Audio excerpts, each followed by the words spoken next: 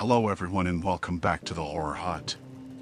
Before you drift off, it would be a nice idea if you could leave a comment to let me know where you are listening from.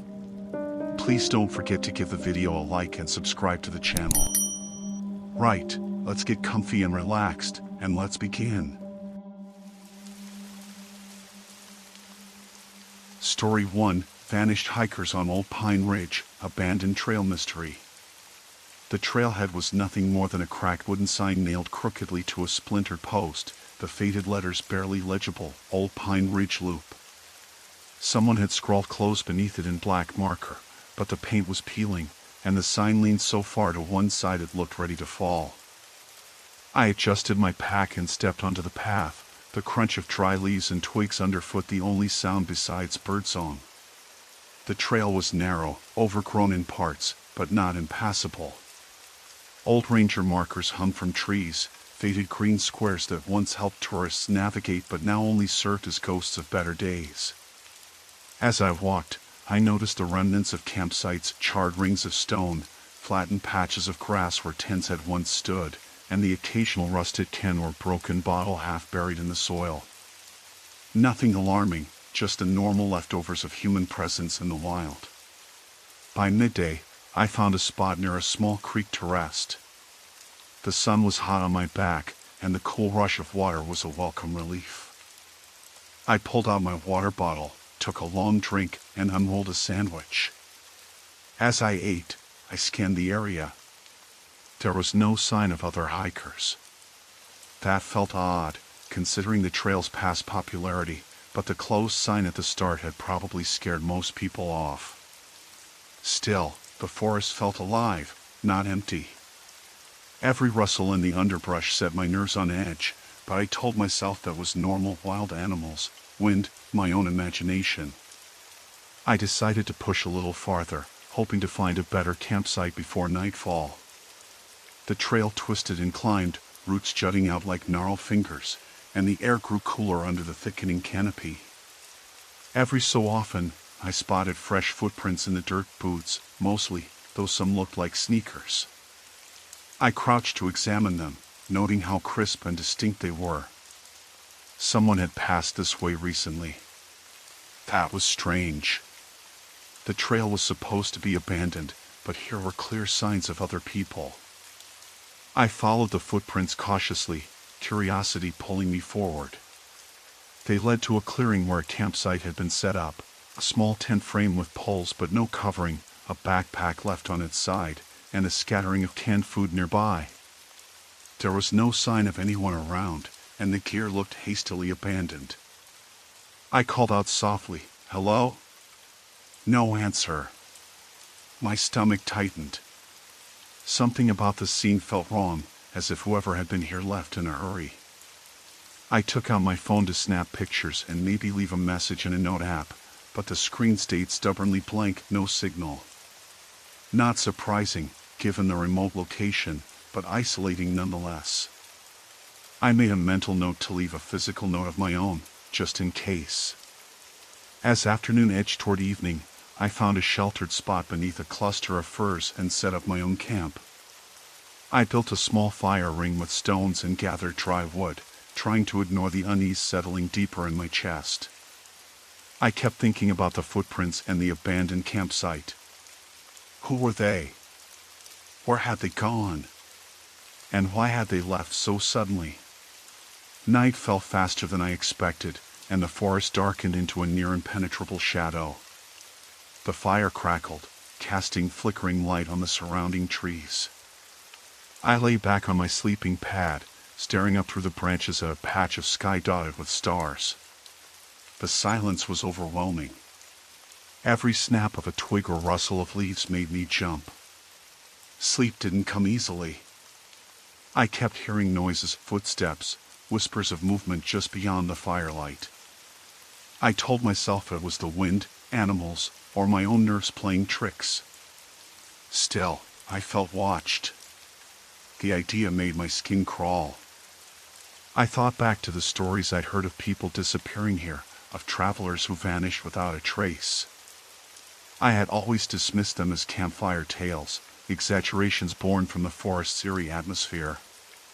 But now, lying in the dark, I wasn't so sure. When dawn broke, I packed up quickly and retraced my steps back toward the clearing where I'd found the abandoned campsite. To my surprise, the tent frame was gone. The backpack and canned food had disappeared, too. The ground was bare, as if no one had ever been there. The footprints I followed were nowhere to be found, erased without a trace. A cold knot formed in my stomach. Had I imagined it all? The forest was playing tricks, or maybe someone was cleaning up after themselves, making sure no evidence remained. The thought sent a shiver down my spine. I scanned the area, eyes darting between the trees.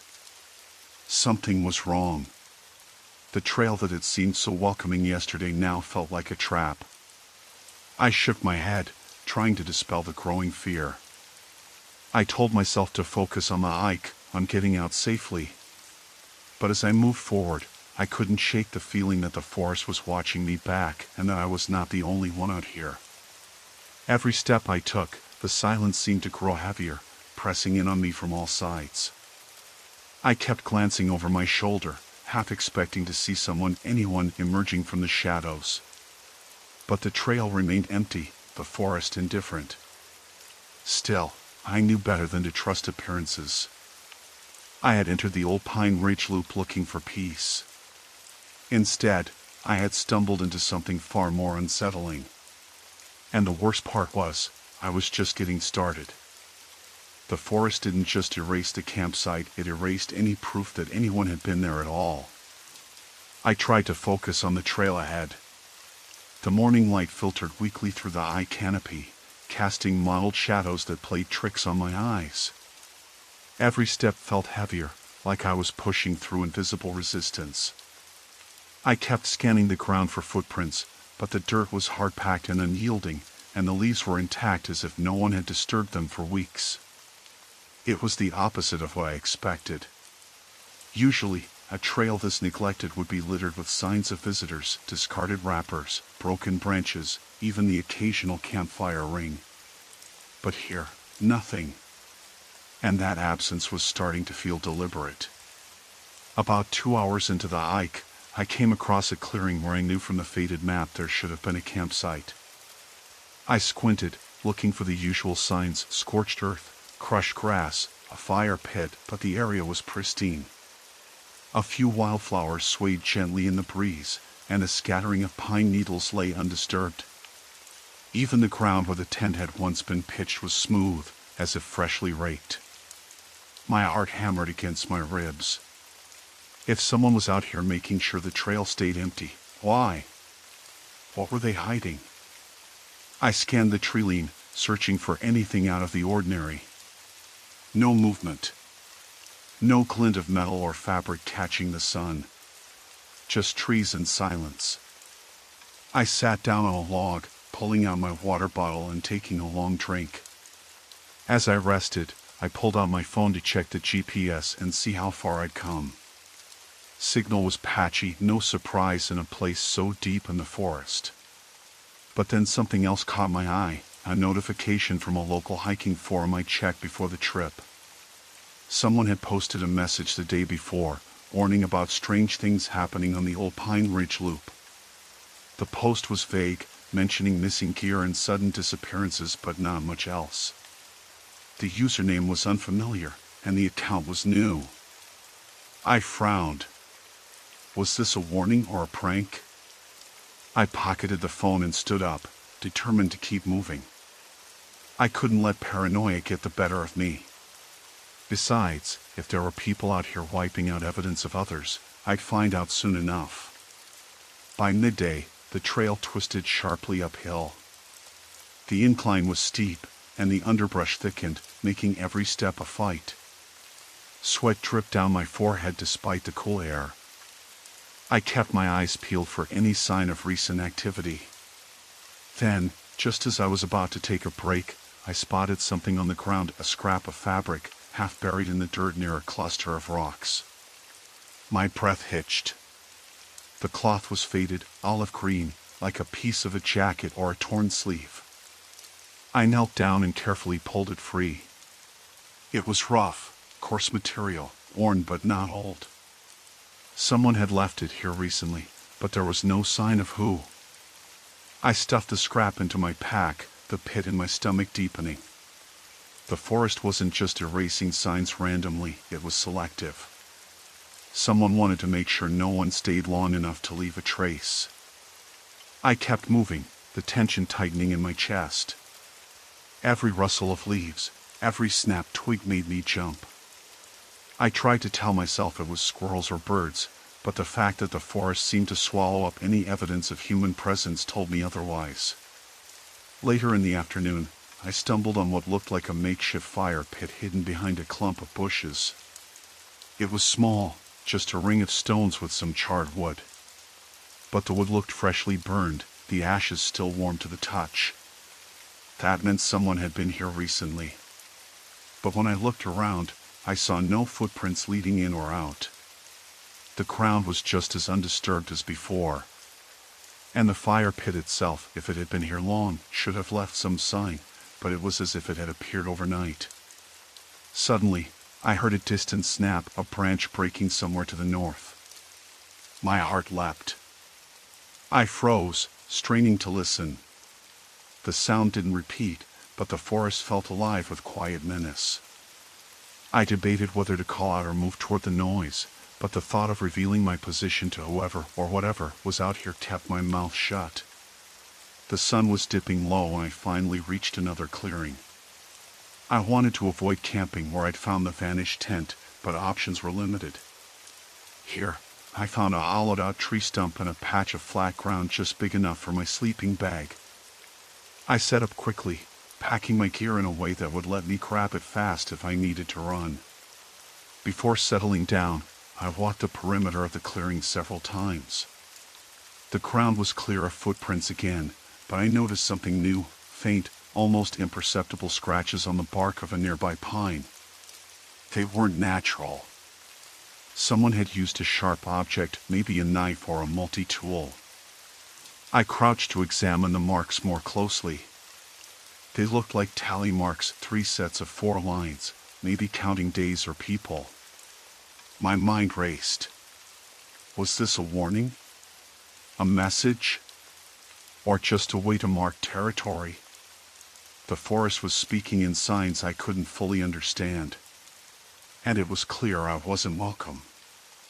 I returned to my camp, heart pounding. I tried to keep my voice steady when I spoke aloud, as if to remind myself I was still in control. I'm not leaving.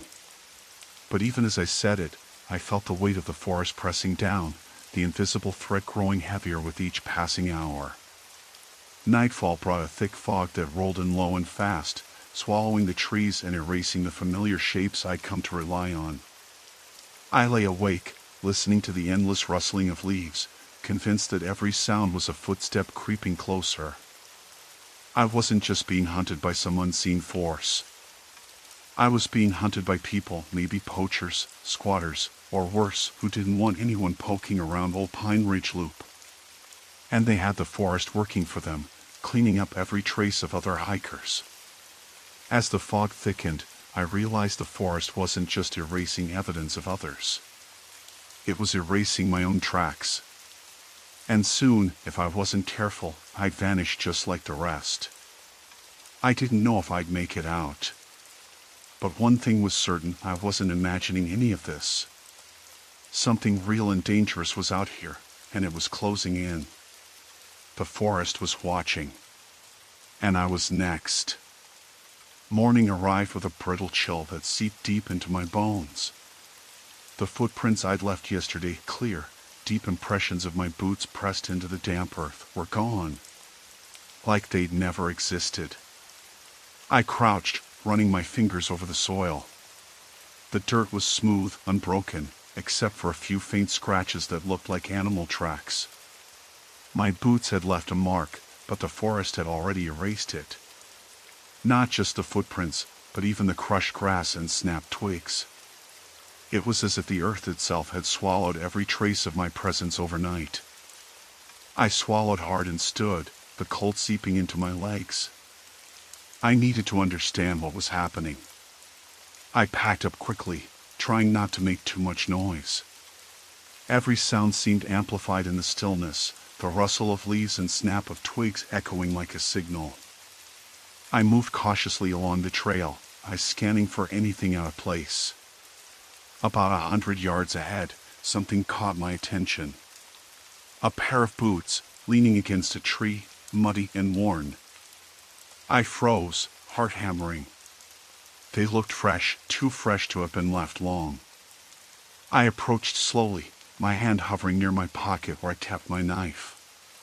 The boots were empty, abandoned as if the owner had vanished. I circled the tree, searching the underbrush. Nothing. No sign of a person. No footprints leading away from the boots. It was like someone had simply disappeared into thin air. My mind raced. Could this be a trap? A warning? I called out, my voice steady but low. Hello? Are you here? The forest swallowed my words. No reply.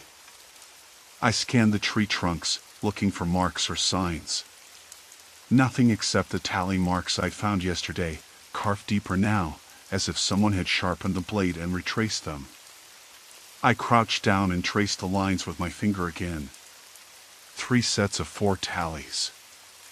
I couldn't shake the feeling they were counting something. Days. People. Maybe even victims. Then I heard it, a soft rustling behind me, a crack of a branch. I spun around, heart in my throat, knife drawn. There was a figure stepping out from behind a thick pine, a man in a faded jacket and jeans, face shadowed beneath a baseball cap. He looked tired, wary, but not immediately hostile. Who are you? I asked aloud, voice firm despite the adrenaline. What are you doing here? He raised his hand slowly, as if to show he meant no harm. Easy, he said, voice rough but steady. Name's Harris. Been living out here for a while. Living?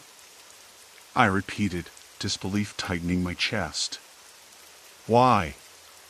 What's going on with this trail? Why vanish all the campsites and footprints?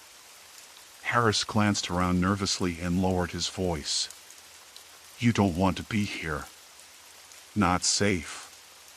People come through, snooping, poking around. They don't like it. This forest, it's a kind of hiding place. For us. He gestured vaguely to the trees. Us? I pressed, heart pounding. Who's U.S.? He hesitated, eyes darting. Then he said, people like me. People who've been pushed out. Homeless, runaways, folks who don't trust the law. We keep to ourselves. This trail was once a tourist spot, yeah, but it's been shut down for years. We use it to get by. I studied him, trying to piece it together. But the campsites disappearing? The footprints?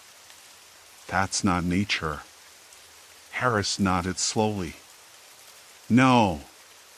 That's us, cleaning up.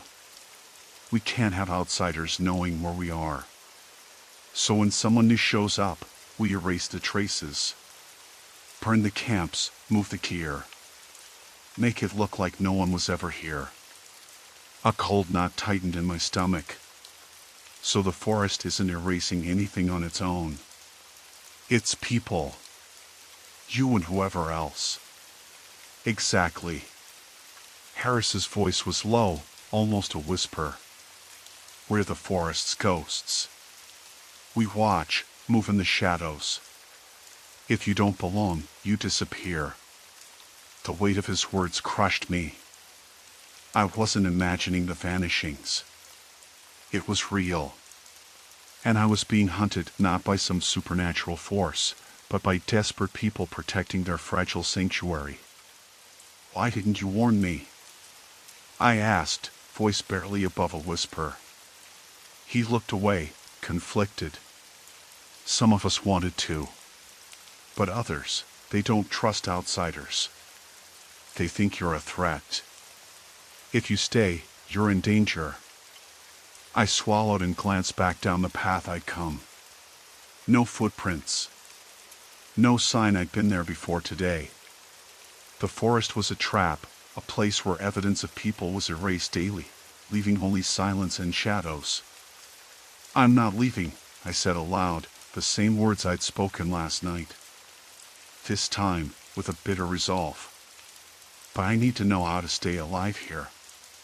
Harris nodded slowly, the tension in his face easing just a bit. Then listen. Follow me. He led me through the underbrush, moving with quiet purpose. We came to a small clearing, hidden by thick ferns and low-hanging branches. There, a few tents were tucked away, more abandoned booths, some scattered cans, and a makeshift fire pit. It was a ghost camp, like the ones I'd found before, but this one was active. This is our home, Harris said. We keep it hidden. You don't talk. You don't leave tracks. You don't get noticed. I looked around, heart pounding. I was standing in the middle of the very thing I'd been chasing, the truth behind the vanishings. It was raw, desperate, human. Harris's eyes locked with mine. But there's one more thing you need to know, he said quietly. There are others out here. People who don't want anyone snooping. They watch the trail too. And they don't stop at erasing footprints. A shiver ran down my spine. You mean they'll hurt me? He nodded grimly. If you cross them, if you dig too deep, you might not make it out. The forest wasn't just erasing evidence. It was erasing people. I swallowed the fear rising in my throat. There was no turning back now. I'd found the point of no return. I asked, voice steady despite the panic, how long have you been out here? Too long, Harris admitted. But that's why I'm telling you this. You need to be careful. Because if you don't, you'll be next. The forest closed in around us, silent and watchful. And I knew, with a terrible certainty, that my footsteps would soon vanish too unless I could find a way to survive the humans who lived in the shadows of Old Pine Ridge Loop. The weight of Harris's warning settled over me like a storm cloud, thick and suffocating. I need to know more, I said, voice low but urgent. Who are these others? How far will they go to protect this place? Harris's jaw tightened, and for a moment he seemed like a different man, hardened, wary. They're scavengers, poachers, sometimes worse. People who've been pushed out of regular society. They use this trail and the surrounding forest for illegal hunting, drug deals, even human trafficking, sometimes. They don't want anyone poking around. They watch for strangers, and they deal with them quietly. The word quietly hung in the air like a noose. I swallowed hard. And how do they make the footprints and campsites disappear? The whole forest. That's their work, Harris said. Not the forest. They patrol the trail every day, clear any sign of outsiders. Burn camps, collect trash, even dig up footprints to hide them. They're meticulous because they know what's at stake. If the authorities catch wind of the trail being used, they lose their operations. I nodded slowly, trying to process it all. It made sense, at least in a grim, human way. No supernatural force, just ruthless people guarding their territory. But why tell me any of this? I asked. Harris looked away, jaw clenched. Because you're already here. And because I'm done hiding. I want out, but they won't let me leave easily. And if you don't watch your back, you'll end up like the others, vanished. His words were a warning and a plea all at once. I realized then that if I wanted to survive, I have to play their game, watch, listen, and be invisible. We stayed there for a while, crouched among the ferns, listening to the forest. The wind shifted, carrying a faint sound, voices, low and muffled, moving somewhere beyond the ridge. I felt the hairs on the back of my neck rise. "We need to move," Harris said suddenly. "They're nearby. Maybe scouts or patrols." I grabbed my pack, heart hammering. The forest around us seemed too quiet now, waiting. As we slipped from the clearing, Harris pulled a small, folded map from his pocket. It was old and creased, but marked with several points, campsites, supply drops, lookout spots. "This trail," he said, tracing a finger along the faded lines, "it's a network. They've been using it for years. They know every inch." We moved carefully, stepping over roots and underbrush with practiced silence. Every snap of a twig felt like a gunshot in the stillness. I kept glancing back, half expecting to see shadowy figures emerging from the trees. Hours passed with no sign of pursuit, but the tension never lifted. When we finally stopped to rest in a shallow depression beneath a cluster of pines, I took stock of my supplies. Food was running low, and my clothes were torn and stained. Harris pulled out a small flask and handed it to me. "Water's scarce up ahead," he warned. "You have to be careful. They patrol the clearings near streams. If you get caught carrying extra supplies, it raises suspicion." I took a quick sip, trying not to choke on the bitter liquid. My mind raced. If they were watching streams and campsites, I have to find another way to resupply. That night, we camped under the heavy canopy, the stars swallowed by the thick branches. I lay awake, listening to the forest breathe around us. Every rustle sounded like footsteps, every shadow a threat. Around midnight, Harris whispered, "They're close." I sat up, heart in my throat. From the dark, I caught a faint glint, flashlights bobbing between the trees, voices murmuring in low, urgent tones. "They're searching again," Harris said. "We need to move now." We scrambled to our feet and slipped through the undergrowth like ghosts. The beams of light swept past us, too close for comfort. I could hear the crunch of leaves under heavy boots, the sharp bark of orders. As we moved deeper into the forest, the air grew colder, the darkness thicker. We came to a fork in the trail. Harris hesitated, then pointed left. "This way. It's less traveled." We hurried down the narrow path, branches clawing at our faces. Suddenly, a hand shot out from the shadows, grabbing Harris's arm with a crushing grip. "Got you," a harsh voice growled. I froze, panic surging. The man was tall, muscular, his eyes cold and hard like flint. Harris struggled but didn't scream. "Let go," he hissed. "Not so fast," the man said, dragging Harris backward. "You're not supposed to be here." I stood rooted, torn between running and helping. Then another figure emerged, and another 5 men in all, faces grim, their presence suffocating. The leader barked, "We know who you are. You're the one stirring up trouble, bringing outsiders here." Harris spat blood, glaring. "You don't scare me." The man smiled thinly. "You should be scared. We don't just erase footprints. We erase people who don't belong." I swallowed my fear, trying to think. They had me outnumbered, outgunned, and outmaneuvered. But I wasn't ready to vanish. "Wait," I said, stepping forward. "I don't want trouble. I'm just trying to understand what's happening here." The men exchanged looks, suspicion etched in their faces.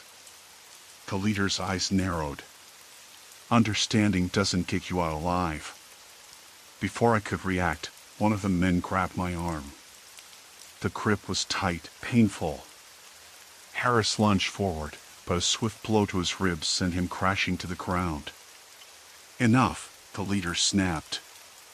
"You'll come with us. Maybe then you'll learn your place." They dragged us deeper into the forest, away from the trail, into a clearing I hadn't seen before. There, a small compound lay hidden, ramshackle cabins, cages, piles of stolen goods. The reality hit me like a punch to the gut. These weren't just scavengers or poachers. They were criminals hauling in everything they could: animals, drugs, people. The forest was their fortress. As they locked us inside a battered cabin, the weight of my situation pressed down harder than the walls around me. I was trapped not just by the forest, but by these men who ruled it with violence and fear. I sat on the cold floor, watching Harris breathe heavily beside me. The forest outside seemed to close in, indifferent to the horrors within. And I knew, with chilling certainty, that if I didn't find a way out soon, I would be erased too, just another ghost lost in the woods. The first time the door creaked open, I flinched. "You're going to listen," he said, voice low and cold. "We don't want to hurt you more than we have to. But if you make noise, if you try anything, you'll regret it." Harris looked at me, and for a moment, I thought I saw a flicker of the old stubborn defiance. Then the leader motioned toward the door, and 2 others followed him out, locking it behind them with a heavy deadbolt. Hours passed in silence, the only sound the occasional drip of water from a leaky roof and the shallow breaths we both tried to keep steady. I thought about the forest outside, the way it swallowed campsites and footprints like they never existed at all. But these men were different. They weren't the forest's doing. They were the reason everything vanished, the force behind the erasure. I had to find a way out, but escape wasn't just about running anymore. It was about understanding what I was up against. When the door opened again, it wasn't the leader. It was one of the younger men, quieter, less aggressive.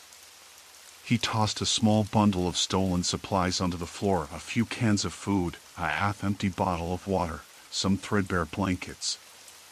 "Eat," he muttered without looking at us, then laughed. Harris tore into the food while I cautiously examined the supplies. There was a folded map tucked inside one of the cans. It wasn't a trail map, it was a crude sketch of the compound and surrounding forest, marked with notes in shaky handwriting: campsites, stash points, patrol routes. The realization hit me hard. These men weren't just criminals hiding in the woods, they controlled everything. The forest's erasure wasn't random, it was deliberate.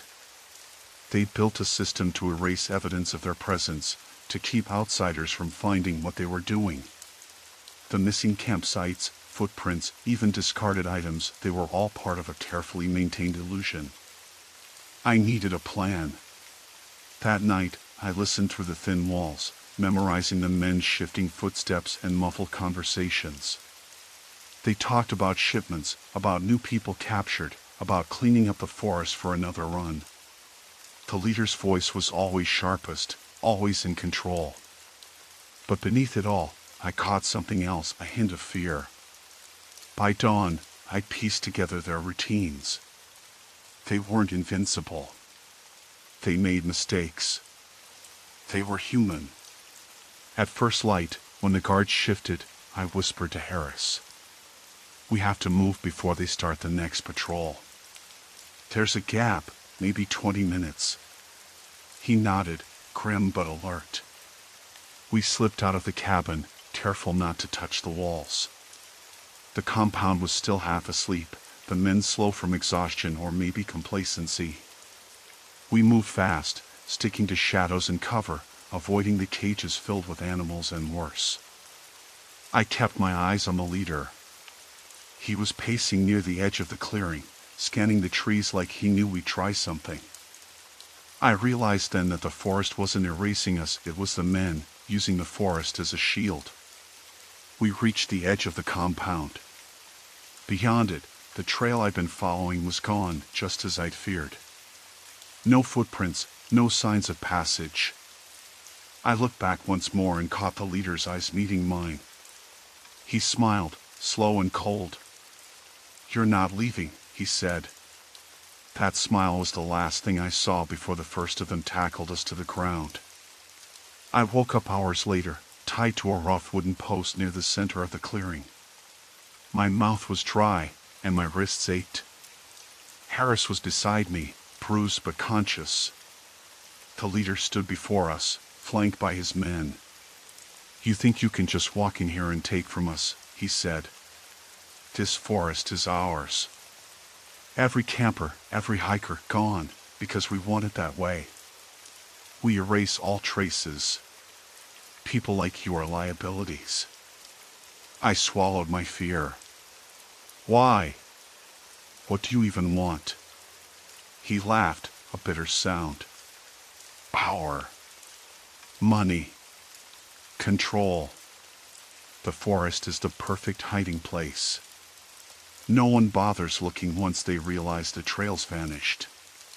But you," he leaned in, voice low, "you're going to learn what happens when you don't belong." I looked at Harris, then back at the men.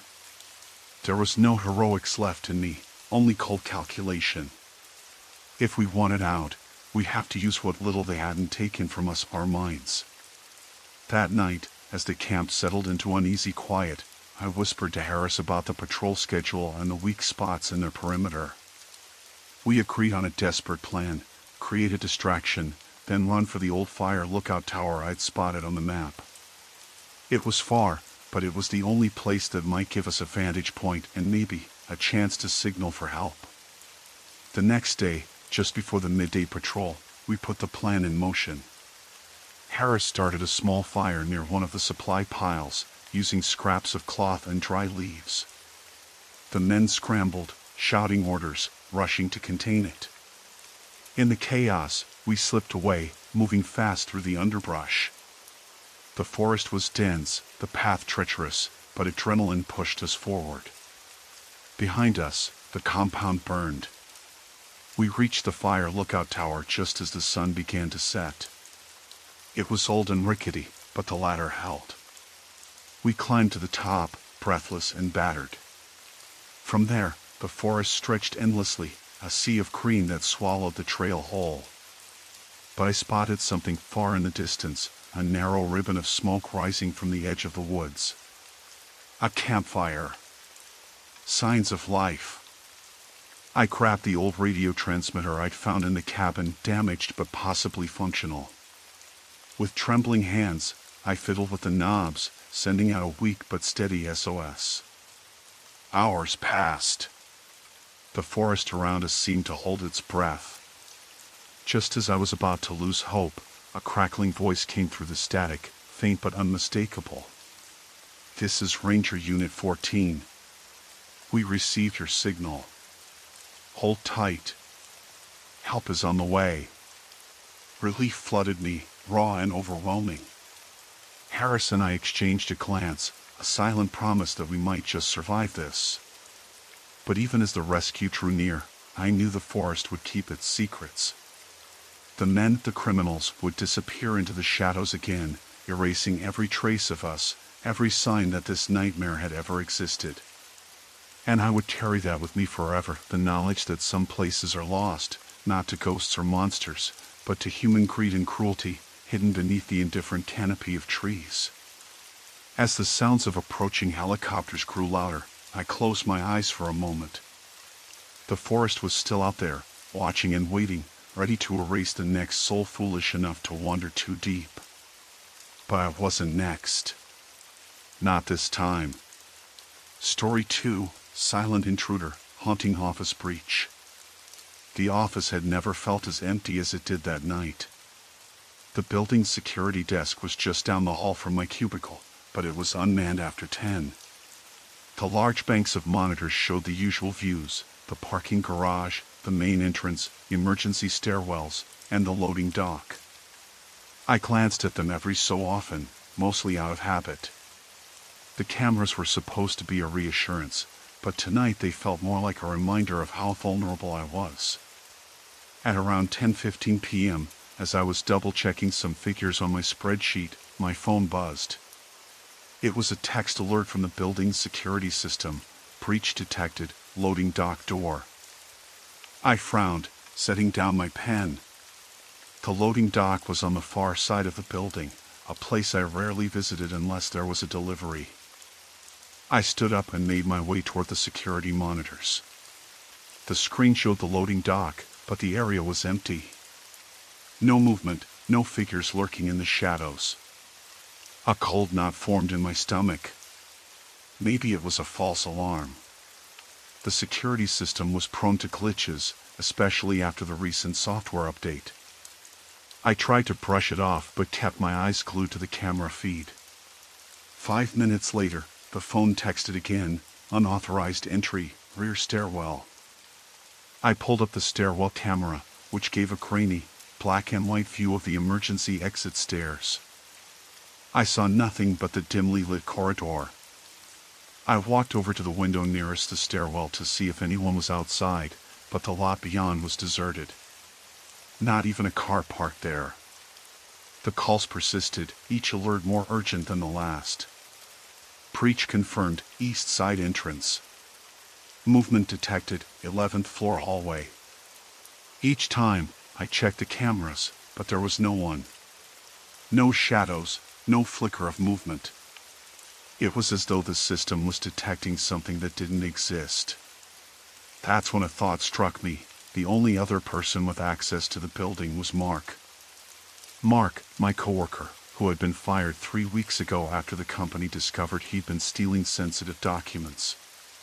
The HR department said he'd vanished and the police were involved, but no one knew where he was. His access card had been deactivated, at least, it was supposed to be. I pulled up the access logs on my computer. The system showed no recent entries by Mark's ID. It was a relief, but the nagging feeling remained. What if someone else was using his card? Someone who knew the codes, the routes, the security blind spots. I tried calling the building's security hotline, but the line was dead. The guard who usually patrolled overnight wasn't on duty, and the emergency number redirected straight to voicemail. I was alone, and the building's own system was working against me. At 11:05 p.m., the alarm sounded briefly in the hallway, a sharp, piercing sound that echoed in the empty office. I froze, heart pounding. The camera still showed no one. I heard a faint noise, then soft footsteps in the corridor outside my office. I pressed myself against the wall, the monitor's glow casting eerie shadows. The footsteps slowed, then stopped. I couldn't tell if whoever it was waiting, listening, or just standing still. I debated whether to call the police but worry about sounding paranoid. What would I say? I'm alone in the office and alarms are going off, but no one is visible on the cameras. It sounded crazy. Minutes dragged on. The footsteps faded away down the hall. The alarms stopped. The system sent one last alert before midnight, security breach resolved. I sat back down, shaking slightly, the sterile hum of the office now suffocating. Whatever was happening wasn't a glitch. It was real. And I was the only person left to deal with it. I glanced at the clock. Nearly midnight. The building should be empty, locked down tight. Yet somewhere out there, something or someone had slipped through every safeguard. My fingers hovered over the phone, but every number I could call felt useless. Security was either on the other side of the city or already overwhelmed by whatever was unfolding. I stood up, heart pounding, and took a slow, cautious step toward the door. The hallway beyond was dimly lit, shadows pooling in the corners like ink spills. I debated retreating back to the safety of my cubicle, but the nagging sense of responsibility wouldn't let me. I had to know. Had to see if whatever triggered the alarms was still here, or if it had left behind any clue to what it was. The fluorescent lights flickered overhead, a subtle stutter that made the hairs on my neck rise. I reached for the door handle, my palm slick with sweat. The metal was cold, unyielding. I opened it just a crack and peered out. The corridor stretched empty and silent, save for the soft echo of my own breathing. I moved forward, every step measured and slow. The usual hum of computers and office machines was gone, replaced by a thick, unnatural silence. Then, a sudden sound, a faint tapping from the far end of the hall. My breath caught, and I froze, straining to listen. Tap. Tap. Tap. Rhythmic, deliberate. Like someone or something was signaling, trying to communicate. I edged toward the noise, my eyes darting to each doorway. The conference rooms, break areas, supply closets, all deserted. The tapping persisted, coming from the server room. My mind raced. The servers were supposed to be locked down tight, accessible only by authorized personnel. How had anyone gotten in? The door to the server room stood slightly ajar, a sliver of darkness beckoning me inside. My instinct screamed to run, but curiosity and fear propelled me forward. I pushed the door open slowly. Inside, the usual blinking lights of the machines were dimmed, some even flickering erratically. A chill ran down my spine. Then I saw it. A small, metallic device perched atop one of the server racks, a strange contraption, wires sneaking into the cables, its surface etched with symbols I didn't recognize. The tapping continued, now clearly coming from the device itself. It wasn't random. It was a pattern. A code. I swallowed hard, reaching out to touch it. The moment my fingers brushed against the cold metal, a low hum filled the room, rising quickly to a piercing shriek. The lights blinked violently, then everything went black. When my eyes adjusted, I realized I was no longer alone. A shadow moved in the corner, just beyond the reach of the emergency exit light. I held my breath, heart hammering, as a voice, low and mechanical, whispered, "Welcome back." The shadow didn't move again after that whisper. No answer. Just that tapping. Tap. Tap. Tap.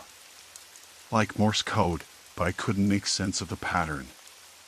I swallowed and flicked my flashlight toward the shadow. It was too dark to see anything clearly, but the shape was unmistakably human. Tall, hunched slightly, as if trying not to be noticed. "Listen," I said, my voice steadier this time. "If you're here to hurt me, just say so." No response. Just another series of taps. I took a cautious step forward. The shadow shifted, blending into the corner where the emergency light barely reached. My eyes darted to the device on the server rack. The strange symbols glinted under my flashlight's beam. Whatever this thing was, it was connected to the building's security system. I remembered the alerts that had been flooding my phone, breach attempts, unauthorized access, all linked to this floor. My fingers trembled as I reached to unplug the device. A sudden noise behind me made me spin around. Nothing. Just the faint buzz of the servers kicking back to life. The lights flickered and steadied. The tapping stopped. Heart pounding, I edged toward the door, but it slammed shut before I could reach it. Panic flooded me. I yanked at the handle, locked. The emergency exit button was dead. "Great," I muttered. "Locked in with whatever this is." I scanned the room again, and that's when I saw it, a small, folded piece of paper slipped into a crack between two server racks. I grabbed it, unfolding it with shaking hands. The handwriting was messy but legible. "You're not safe. He's watching." No signature. No indication of who he was. But the message was clear. I backed away toward the door, pressing my ear against it. Footsteps, soft but deliberate, echoed down the hallway outside. Someone was out there. Someone pacing, waiting. I pressed my face to the glass panel embedded in the door and flicked on my phone's flashlight. The hallway was empty. No sign of anyone. No movement on the security cameras either, except for the device's feed, which was now offline. I tried to call the front desk. No answer. The building's phone system was down. Then the emergency alert system on my phone buzzed again. Another breach detected. This time, the camera feed showed the north stairwell empty. I rubbed my eyes. This didn't make sense. The only other person with access to this floor was Mason, the IT guy who'd been fired 3 weeks ago. He disappeared after his termination, no forwarding address, no contact. The company had assumed he left town, but now, with these breach attempts and this device planted in the server room, I wasn't so sure. I pulled up the employee records on my laptop, battery at 18%. Mason's profile was still active in the system's backup files, odd, since he'd been officially removed. I downloaded his last login times, right before the device was installed, and then nothing. Then a new message popped up on my screen, typed in the same messy handwriting. You're close. Too close. My skin crawled. I grabbed my phone and tried to call 911. No signal. The building's network must have been compromised, or someone was jamming communications. I forced myself to calm down. Panic would only cloud my judgment. I needed to find another way out. The ventilation ducts, small, but possibly large enough for a person, lined the ceiling. I grabbed a nearby chair, stacked it on a desk, and climbed up. The grill was loose. I pulled it off, the metal scraping against my hands. The duct was narrow but seemed passable. I crawled inside, the stale air thick in my lungs. Every scrape of my hands against the metal echoed ominously. Halfway through, I heard the door to the server room unlock with a click. I froze, heart hammering. Footsteps approached. Slow, measured. I pressed myself flat, barely breathing. The door swung open. A figure stepped in, Mason. His face was pale, eyes sunken, wild. His clothes were disheveled, stained with dirt and something darker, old blood. He carried a small toolkit and wore a faint smirk. Thought you'd run, he said quietly, voice low but steady. I wanted to scream, to bolt, but the duct was my only hiding place. I stayed silent, hoping he'd leave. Instead, he moved toward the server racks, kneeling next to the device. His fingers danced over the wires, adjusting connections. You don't understand what you're dealing with, he muttered. I slid backward, heart racing. Mason was dangerous, more than just a disgruntled ex-employee. He had intimate knowledge of the building's systems, and now, armed with a device that was actively disabling security, he was a threat I couldn't ignore. The tapping started again, louder this time. Mason looked up, eyes locking with mine in the duct opening. You shouldn't be here, he said. But since you are, maybe it's time you learned the truth. I swallowed hard, weighing my options. Hide and hope he left. Or confront him and try to stop whatever he was planning. Before I could decide, Mason stood, pocketed his tools, and walked toward the door, pausing to look back. Next time, you won't be so lucky. The door shut behind him with a definitive click. I stayed in the duct for several minutes, waiting until I was sure he had left. Then I climbed down, heart still pounding. The device was silent now, dormant. The strange symbols seemed to mock me in the flickering light. I had to find a way out. And fast. Because Mason was somewhere in this building, watching, waiting, and I was the only one left between him and whatever he intended to do next.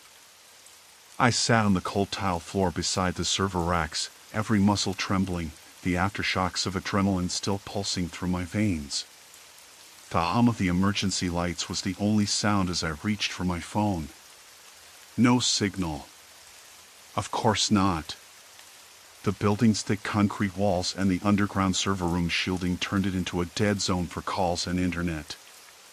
I was alone, cut off. But then, my phone vibrated with an alert, an incoming call from the building's security system. The screen flashed urgently, security alert, breach detected at loading dock. I swallowed hard and opened the security app. The live camera feeds popped up, pixelated but clear enough. I switched to the loading dock's camera. The screen showed an empty concrete yard, under the dim glow of a few flickering floodlights. No movement. No shadows. No sign of anyone. I felt the hair on the back of my neck rise. The system was calling out a breach, but the camera showed nothing. Had Mason rigged the system to send false alarms? Or worse, was someone else in the building? Another alert came in. This time from the rear stairwell. Again, a breach. Again, nothing on the camera feed. The security system's internal log showed the last authorized access was over 2 weeks ago, right before Mason was fired and disappeared. I knew who else had access to the building after hours. No one but Mason and me. But Mason was supposed to be gone, vanished without a trace. Or so I thought. The thought gnawed at me. What if Mason wasn't working alone? I decided to check the control room. Maybe I could get a better look at the cameras, or override the false alarms. I left the server room, the shadows stretching long in the dim corridors. Every sound echoed the distant hum of HVAC, the occasional creak in the building's old joints. I passed the main security office, the door slightly ajar. That wasn't normal. The building was supposed to be locked tight overnight. I peered inside. The monitors flickered, showing the familiar grid of camera feeds.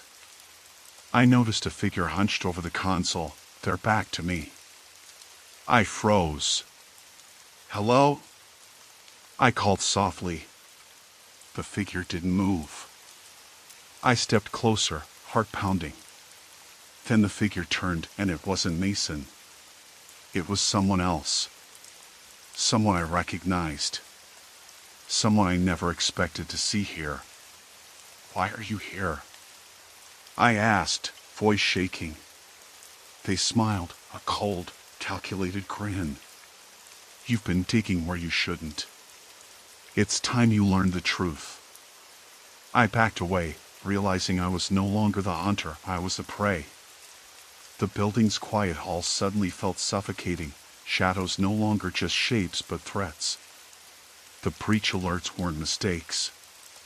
They were warnings. And now, whatever game was being played had just gotten personal. The dim light flickered overhead, casting erratic shadows that danced on the peeling walls. My heart pounded so loud I was sure it echoed through the empty corridors. I tried to steady my breath, but the knot in my stomach tightened with every second that passed. The grin on their face didn't waver, it was as if they thrived on my fear. "Who sent you?" I demanded, forcing my voice to hold steady. "What do you want from me?" They stepped closer, the sound of their footsteps muffled but deliberate. "You're in over your head," they said softly, almost pityingly. "This isn't about you or me. It's bigger than either of us. You've just stumbled into a war you can't win." I swallowed hard, trying to process the weight of their words. A war? Against whom? And why was I the target now? Before I could respond, the sharp crack of glass shattered the silence. From the corner of my eye, I saw a figure slip silently through an open door, barely noticeable in the shadows. The intruder moved with practiced ease, and instinctively, I stepped in front of my adversary, shielding them without thinking. "Wait," I said, voice low but firm. "We don't have to do this." The familiar figure's eyes flickered with something unreadable, regret. Or calculation. "You never listen," they whispered. "But maybe this time you'll understand." Suddenly, the lights cut out completely, plunging the corridor into darkness. The only illumination was the faint red glow of the emergency exit signs, casting an eerie hue over everything. In that moment, I felt the cold press of metal against my wrist, a small, sharp blade, pressed just enough to remind me I wasn't in control. "Don't make me hurt you," the voice murmured, close enough that I could feel their breath. My mind raced. I had to find a way out, a way to turn this around. The building's layout was etched in my memory. I knew there was a maintenance ladder leading up to the roof a few doors down. If I could just reach it, maybe I could escape, call for help. With a sudden surge of adrenaline, I twisted my wrist, breaking free of the blade's hold, and bolted toward the ladder. The cold steel run felt slick under my palms as I climbed, every muscle burning with effort. From below, I heard shouting, the unmistakable sound of pursuit. Reaching the rooftop, I gasped for air, the night sky stretching endlessly above. But there was no time to rest. The city's lights shimmered in the distance, a stark contrast to the darkness I'd just escaped. Somewhere out there was the truth they wanted me to find, and the danger that came with it. I didn't know who to trust anymore, but one thing was clear: I was no longer just a bystander. This was a game with stakes higher than I'd ever imagined, and I was right in the middle of it. The wind-up on the roof was cold and sharp, slicing through my soaked shirt as I crouched behind the ventilation unit. I glanced down at my wrist where the blade had pressed moments ago, a red line already swelling into a bruise. That close call had shaken something loose inside me. Fear was still there, but beneath it, a growing resolve not just to survive, but to face this head-on. To understand what was happening in this building, why I was being hunted. The rooftop door creaked. My head snapped up. A silhouette appeared in the dim emergency light, pausing at the threshold. The figure hesitated, then stepped out into the open. It was Mark. His face was pale, his eyes wild, but unmistakable. The same colleague who'd been fired 3 weeks ago and then vanished without a trace. I thought he was gone for good, but here he was, standing just 20 feet away, blocking my only exit. "Mark," I said, my voice steady despite the pounding in my chest. "Why are you doing this? What do you want?" He didn't answer. Instead, he took a slow step closer, hands raised slightly as if to show he meant no immediate harm. But I could see the tension in his jaw, the tightness in his shoulders. Something was off. "I'm not your enemy," he finally said, voice low and strained. "But you're in danger. You don't know what's really going on here." I swallowed hard. "Then tell me. Why the security breaches? The calls? The blackout downstairs?" I gestured toward the building behind him. "Why chase me like this?" Mark's eyes flicked nervously toward the rooftop door, then back to me. "They're watching. The company, this place, it's not what it seems. When I was fired, I found out things. Things they don't want anyone to know. I tried to warn you, but they got to me first."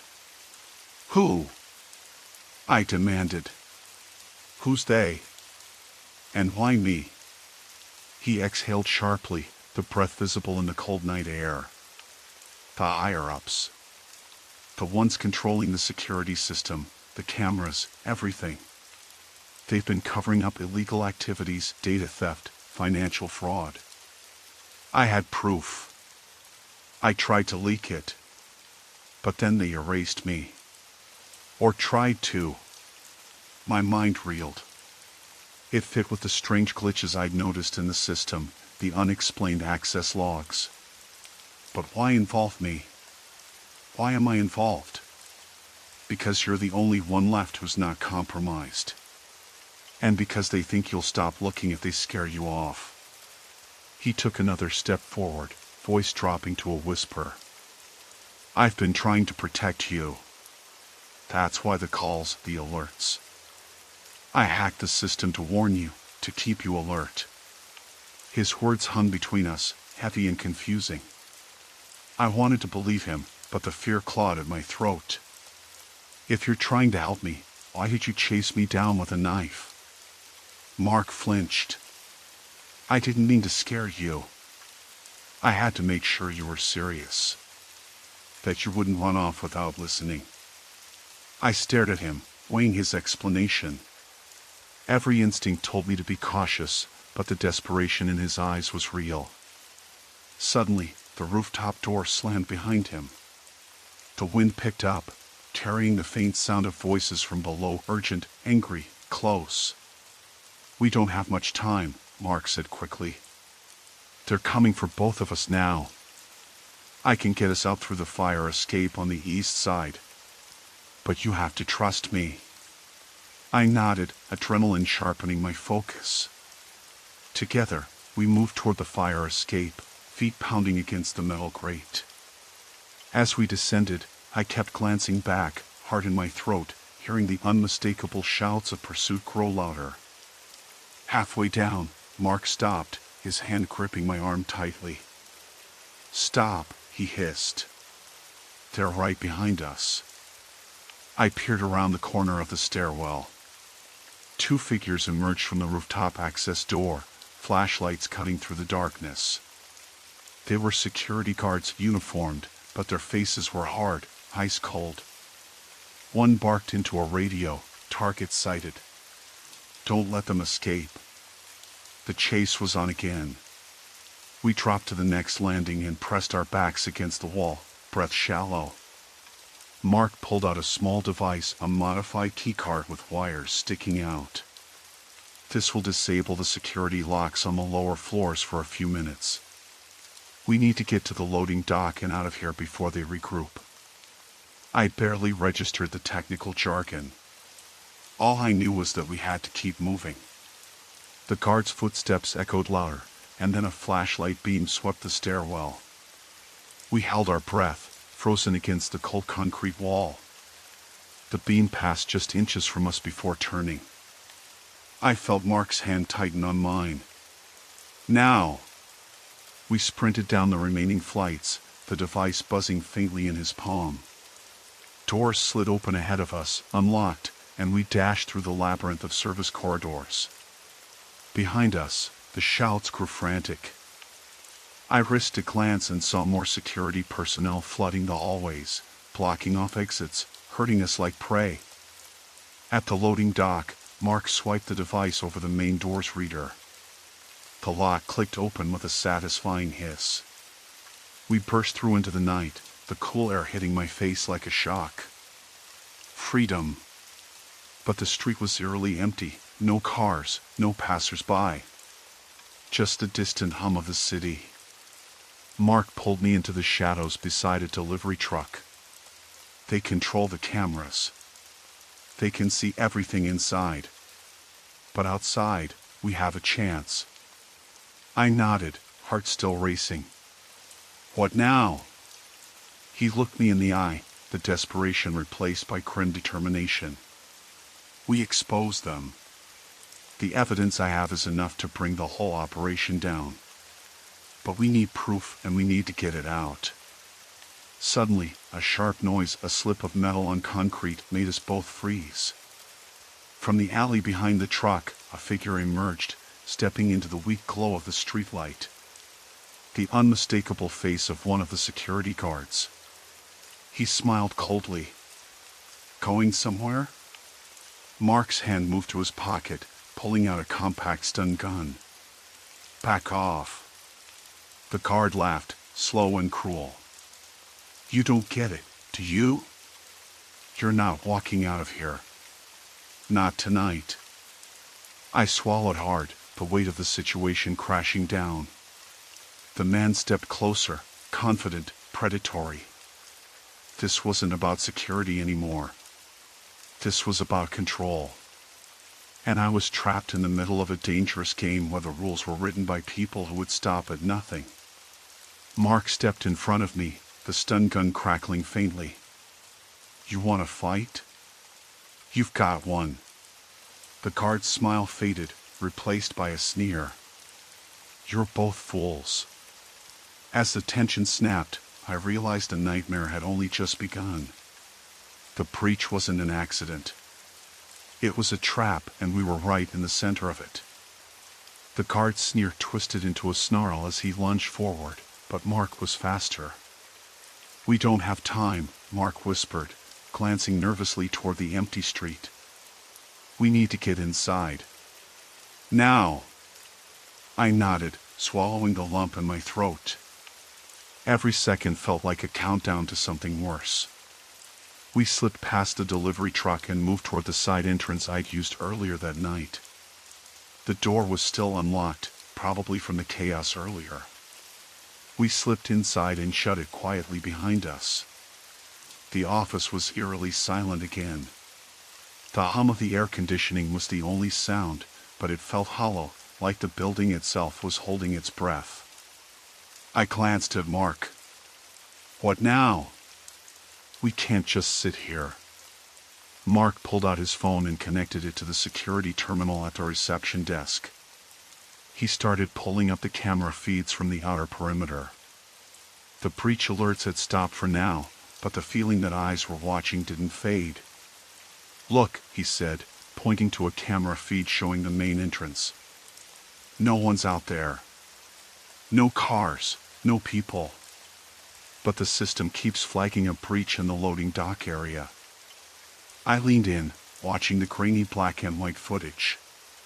The loading dock was empty, just shadows and silence. But how? If no one's there, then who triggered the alerts? Mark's jaw tightened. That's the thing. It doesn't make sense unless someone is manipulating the system. I remembered the last conversation I had with Dave, the fired colleague who'd disappeared weeks ago. Everyone assumed he'd just left town, fed up or angry. But Mark had found evidence that Dave never left.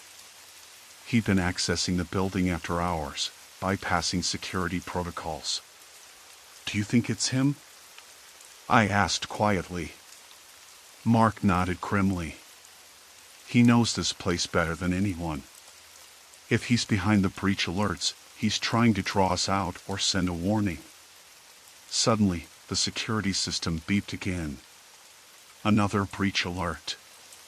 This time, from inside the building. Mark and I exchanged a tense look. "Inside?" I whispered. "Where?"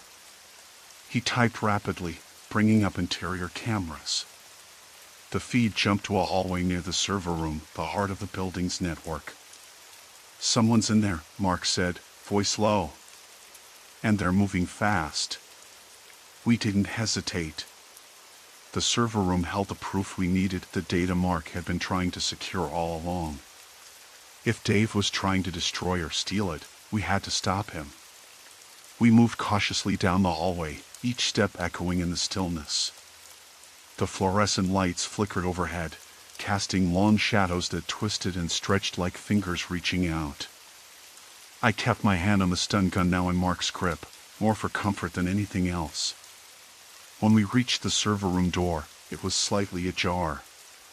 A faint light came from inside, the glow of monitors casting a pale blue hue onto the floor. "Dave?" I called softly. No answer. Mark pushed the door open slowly. The room was empty, but the main console was active, lines of code scrolling rapidly across the screen. A USB drive sat in the slot, blinking with activity. "He's here," Mark said, eyes scanning the data. "But he's not in the room." I felt a chill. Dave was playing a dangerous game, using the building systems like a puppet master. Whoever was controlling this breach wasn't just trying to scare us, they wanted to manipulate the flow of information, control what we saw and knew. Suddenly, the door slammed shut behind us with a deafening bang. I spun around, heart leaping, but the hallway was empty. "Locked," Mark murmured, pressing buttons on the keypad. "The system won't let us out." I tried the handle. Nothing. "We're trapped," I said, swallowing hard. Why would Dave do this? Mark's face was tense. "To buy time." to finish whatever he started. Then the monitors flickered, and a live feed appeared on the main screen. It was a video grainy, but unmistakably Dave. His face was lit by the glow of a single lamp, eyes wild but focused. "You shouldn't be here," he said, voice strained, almost pleading. "They don't want you to know the truth." But I'm done running. The feed cut out abruptly, replaced by the camera feed from the loading dock. Movement flickered in the shadows. A figure stepped forward, hood pulled low over his face. Mark's eyes widened. "It's him." I felt the weight of the moment settling over us. Dave wasn't just a disgruntled employee or a missing person. He was a man pushed to the edge, fighting a battle we barely understood. "Why?" I asked, voice barely above a whisper. Mark shook his head. "Because he saw what they were doing. The corruption, the lies, and he wanted to stop it. But now, he's lost control." The door beeped and clicked. It swung open slowly. Standing there was Dave, gaunt and ragged, but alive. His eyes locked onto ours with a mixture of relief and desperation. "We don't have much time," he said sharply. "They're coming back. And this won't end well unless we finish what we started." I swallowed the fear knotting my stomach. The nightmare wasn't over. In fact, it was only just beginning. But for the first time that night, I felt something else, an ember of hope. Because now we were together, and maybe, just maybe, we had a chance to see this through. Story 3, Contaminated Conviction, a town's toxic delusion. When I first moved back to Millwood, I thought I was coming home. But the water tasted wrong. I noticed it the day after I arrived. I filled a glass from the kitchen tap, expecting the crisp, clean flavor I remembered from childhood summers. Instead, it had a flat, metallic tang that clung to my tongue. I shrugged it off, assuming the pipes were old or maybe the water heater was acting up. I drank it anyway. It was water, after all. Within a week, a quiet unease settled in. It wasn't just me. My throat felt raw in the mornings, and a persistent headache nagged at the edges of my mind. Then I started hearing whispers at the grocery store, at the diner, even at the post office. People coughing more than usual. Kids missing school with stomach pains. Mrs. Harper down the street mentioning her husband's sudden bouts of nausea. I tried to keep it casual, but the pattern was impossible to ignore. I brought it up at the town hall meeting one evening, hoping for clarity. The room was packed, faces familiar but strained. I voiced my concerns plainly. "Has anyone tested the water lately? It tastes off, and people are getting sick." Mayor Jennings smiled, a practiced expression that didn't reach his eyes.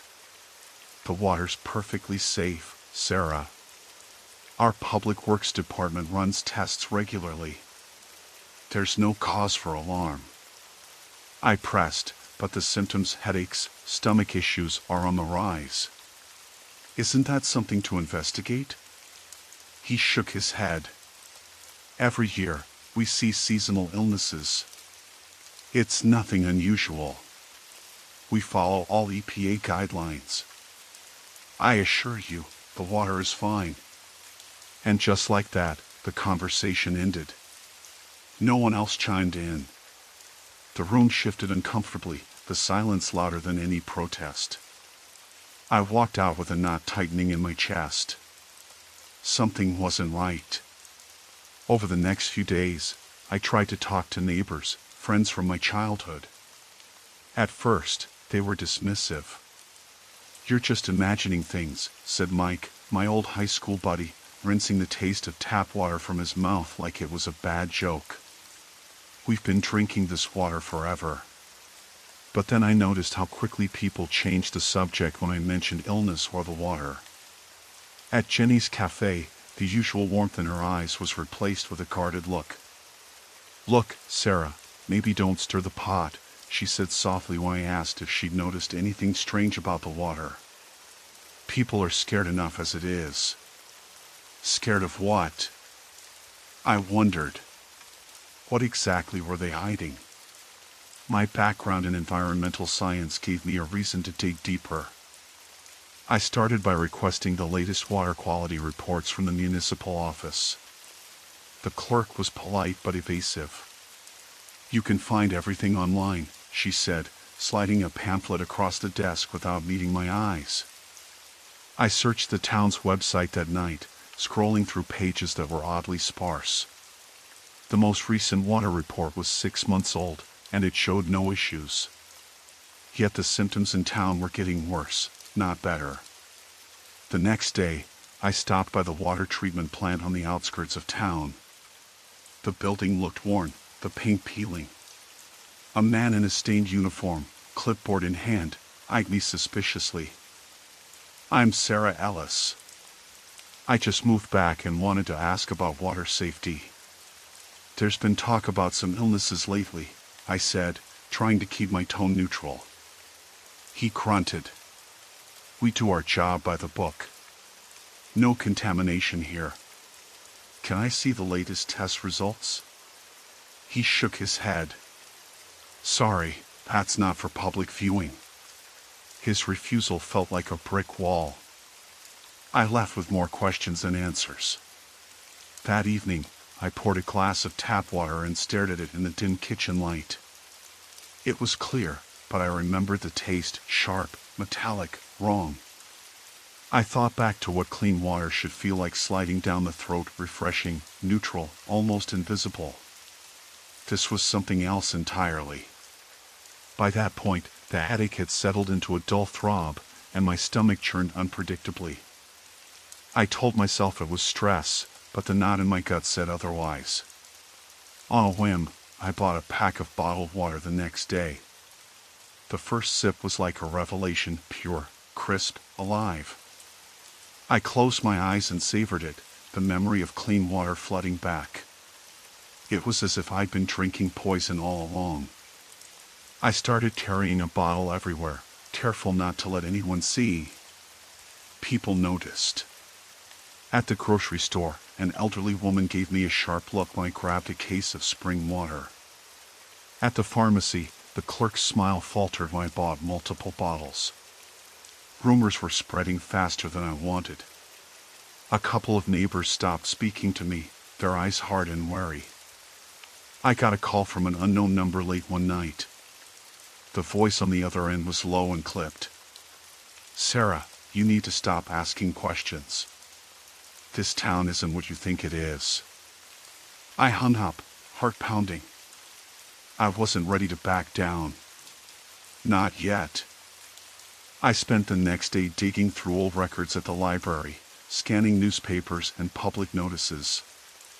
I found a mention of a chemical spill 5 years ago, quickly buried under layers of official reassurances and vague statements about containment. The more I uncovered, the heavier the weight on my chest became. The water wasn't just unpleasant, it was dangerous. And the people of Millwood were either too afraid or too complicit to admit it. At night, as I lay in bed, I could still taste the metallic tang on my tongue, a bitter reminder of how much had changed while I was away. Everyone in town insisted the water was safe, but I was starting to realize that the truth was far more toxic and far more frightening than anyone wanted to admit. And now, I was the only one left who remembered what clean water tasted like. The next morning, I woke before dawn, the lingering metallic taste still clinging to my tongue like a warning. I grabbed my backpack and slipped out before anyone else was stirring. The streets were quiet, the usual hum of Millwood just waking up. I headed to the small public water treatment plant on the edge of town, the place I'd avoided for years.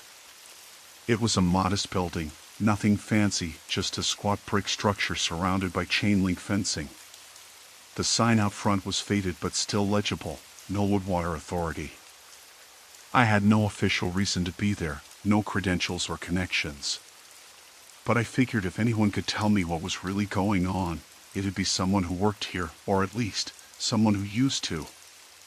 I circled the building, peering through the gaps in the fence. No one in sight. The early morning chill made the metal links cold under my fingers. I pulled out my phone and called Tom, the retired plant operator I'd met once at the grocery store. He'd been one of the few people who didn't look away when I mentioned the water. His voice had a rough edge but no judgment. "Tom, it's Sarah. I'm at the plant. Can we meet? I need to know what's happening here." There was a pause, then a low, cautious voice. "Sarah, you shouldn't be poking around there. But meet me at the diner in 15. I'll tell you what I can." The diner was a faded relic on Main Street, the kind of place where the coffee was strong and the regulars knew your name. Tom was already there when I arrived, nursing a black coffee in a cracked ceramic mug. His eyes were tired, lined with years of worry. "Thanks for coming," I said, sliding into the booth. He glanced around, then leaned in. "You're stirring up trouble, Sarah. People don't like it. But you're right to be worried. The water's been bad for years." I held my breath. "Bad how?" Tom rubbed the back of his neck. "When I left 5 years ago, we were still treating the chemicals the right way. But then the company that owned the plant got bought out. New management came in, cut corners. I heard they dumped waste into the river feeding the reservoir. The town council was all in on it, didn't want bad press, didn't want to scare anyone. Why didn't anyone say anything?" I asked, disbelief pressing in. "Fear, mostly. Jobs depend on the plant. The town's economy depends on the plant. And some of the council members have stakes in the company. They made sure the reports said the water was safe. But people got sick. Liver problems, skin rashes, respiratory issues. They blamed everything else: old age, allergies, seasonal flu. No one connected the dots." The weight of his words settled over me. This wasn't just negligence. It was deliberate. "Do you have any documents? Testing results? Anything that proves this?" I asked. Tom hesitated, then pulled a folded envelope from his coat pocket. "I kept this when I left. Internal memos, emails, some that show the dumping started right after the new management took over. Took a lot of courage to hold onto it. If this gets out, it'll blow the whole thing wide open." I took the envelope carefully, feeling the rough paper against my palm. This was exactly what I needed. "Thank you," I said quietly. Tom nodded. "Be careful, Sarah. They don't want this coming out. When I tried warning people, all I got were threats. You remember the call you got last night? That's them. They watch everyone who asks questions." I swallowed hard, the reality sinking in deeper. This wasn't just a cover-up, it was a system built on silence and intimidation. After Tom left, I stayed at the diner, going through the documents one by one. The memos detailed chemical tests that were falsified, water samples that failed safety standards but were reported as clean, and urgent internal emails about rising illness rates among employees. It was a web of lies, carefully constructed to keep the truth buried. My phone buzzed. A text from an unknown number. "Stop digging, Sarah. It's for your own good." I didn't respond. Instead, I called Dr. Morales, the town's only independent physician, someone I'd met briefly at the clinic. She was skeptical when I first mentioned the water, but I hoped the documents would change her mind. "Sarah, these are serious allegations," she said after I summarized what I'd found. "But if you have proof, we need to act. The patients I see with unexplained symptoms, they deserve answers. Can you help me get more samples? I want to test the water independently. I'll do what I can. But be careful." This town doesn't like its secrets exposed. That evening, I filled my bottles with tap water, careful to avoid anyone watching. The taste was worse than ever, a chemical bitterness that made me gag. I kept a small vial of spring water hidden in my pocket as a reminder of what clean water should taste like. I sat on my porch, staring at the darkening sky, my mind racing. Everyone was pretending everything was fine, but I knew better. The water was a poison, silently spreading through Millwood's veins. And now, I was the only one left who remembered what clean water tasted like. The only one who could see the truth beneath the town's calm surface. Tomorrow, I would take the next step. But tonight, I let the fear settle in, cold and heavy, settling like the toxic sludge no one wanted to acknowledge. The next morning, the sky was a dull gray, hanging low like a warning. I met Dr. Morales at the clinic just after 8. She was waiting in the cramped back office, her face pale and drawn. She handed me a thick envelope. I managed to get access to some of the lab results from the county health department, she said quietly. They were supposed to be confidential. The pattern is clear, chemical contaminants well above safety limits, but the reports are redacted before they're made public. I flipped through the pages, my heart sinking with every line. Heavy metals, industrial solvents, nitrates, poisonous compounds masquerading behind the veil of official reports. The town's water was a cocktail of toxic waste, and nobody wanted to admit it. They're hiding this, I said, voice barely above a whisper. Who's behind it? Dr. Morales shook her head. It's complicated. The biggest polluter is a company just outside town, Millwood Chemical. They supplied the town with water treatment chemicals and, according to some whistleblowers, dumped waste into the river upstream. The municipal water board is tightly linked to them. It's a closed circle. The clinic door creaked open, and a man stepped inside. I recognized him immediately, Deputy Collins. His gaze was sharp, and his smile forced. Morning, Doc. Sarah, he said, nodding at me. Heard you've been asking a lot of questions about the water. My pulse quickened. Just concerned, I said. I want to understand why so many people are getting sick. Collins glanced at the papers on the desk. You should be careful. People don't like rumors. It's better to let the experts handle it. Dr. Morales stood up slowly. These aren't rumors. We have evidence. But we need to be smart. If this gets out the wrong way, people could panic. Collins's smile tightened. Exactly.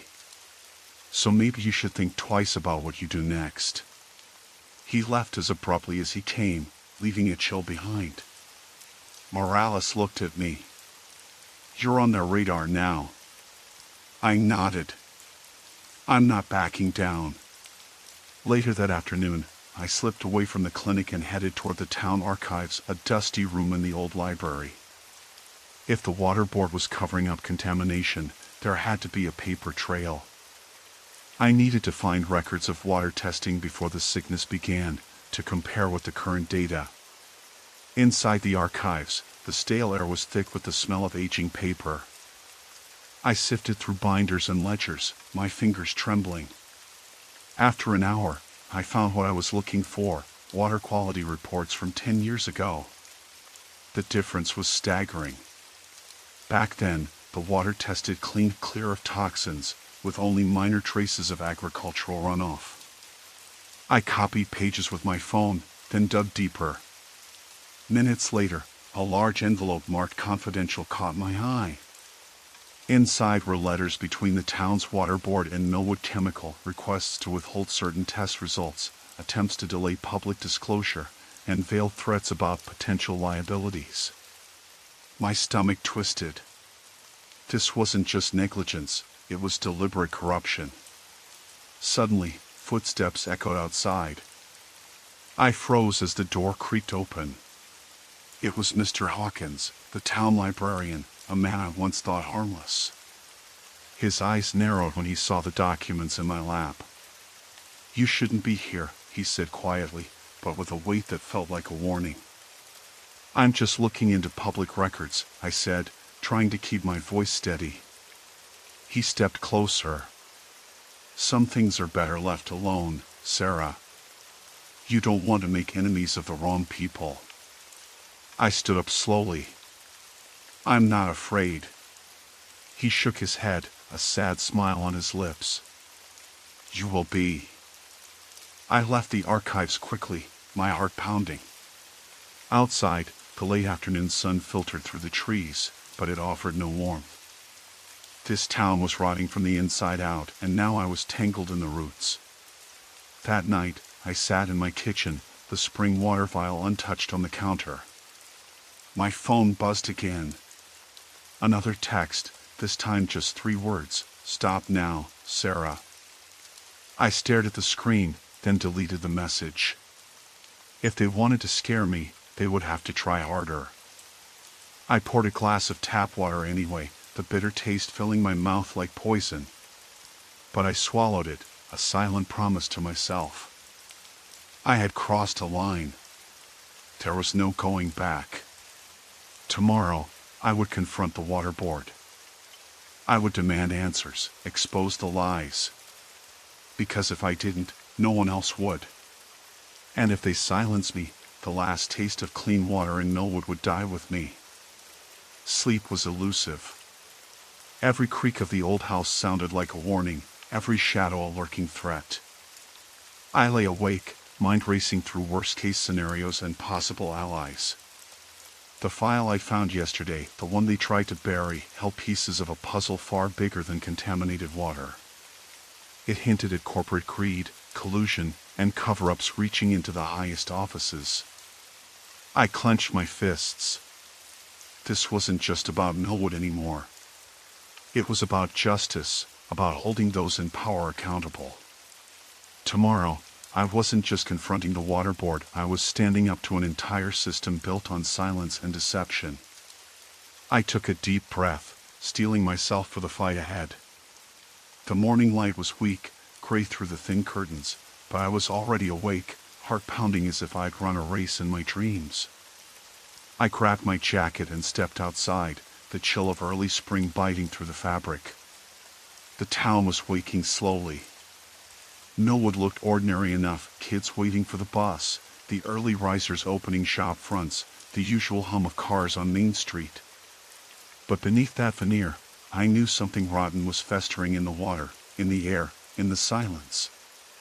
I just had to prove it. My first stop was the town hall, where the water board held their meetings. I'd called ahead yesterday, demanding to speak with someone in charge, and they reluctantly agreed to meet me this morning. I wasn't sure who I'd face, Mayor Harlan.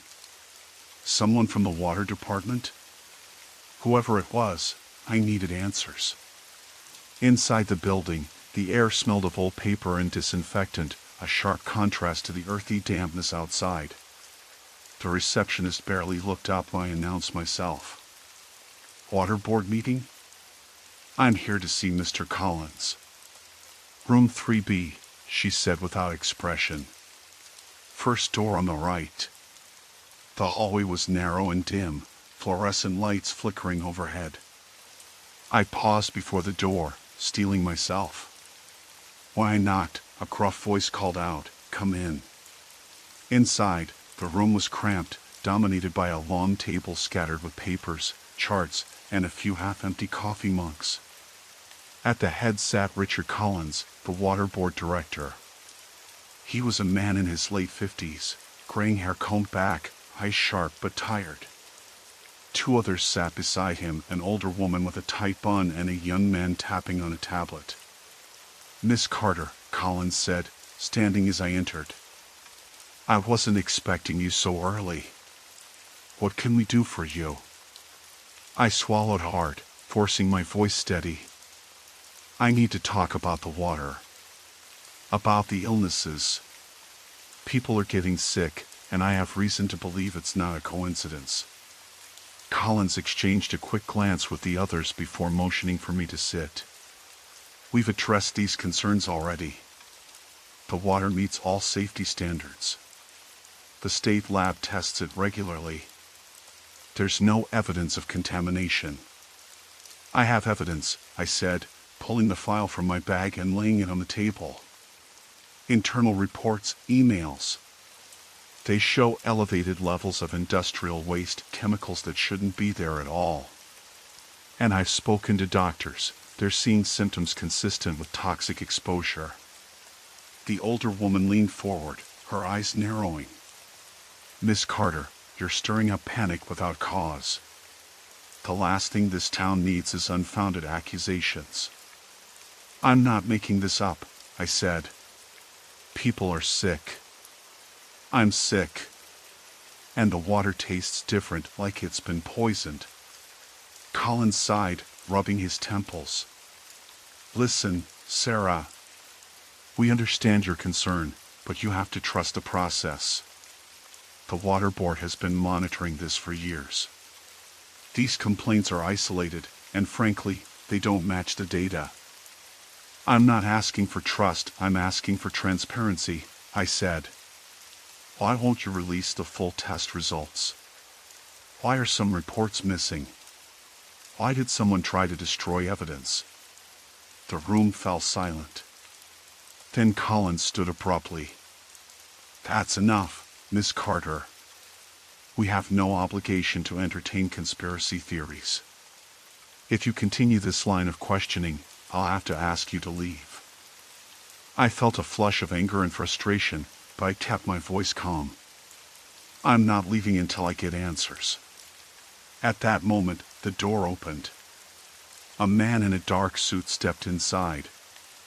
Richard, a word, he said quietly. Collins nodded and followed him out, leaving me with the woman and the young man. The woman fixed me with a cold stare. You're playing a dangerous game. The young man, who hadn't said a word, finally spoke. You don't understand what's at stake. This town's economy, jobs, everything depends on the water board's reputation. I shook my head. At what cost? People are suffering. I've seen the medical reports. You're hiding something. She smiled thinly. We're protecting this community from chaos. Sometimes that means making hard choices. I wanted to ask what choices those were, but Collins returned, his expression unreadable. Miss Carter, I suggest you reconsider your actions. This isn't just about you anymore. I stood. Then maybe it's time the town knew the truth.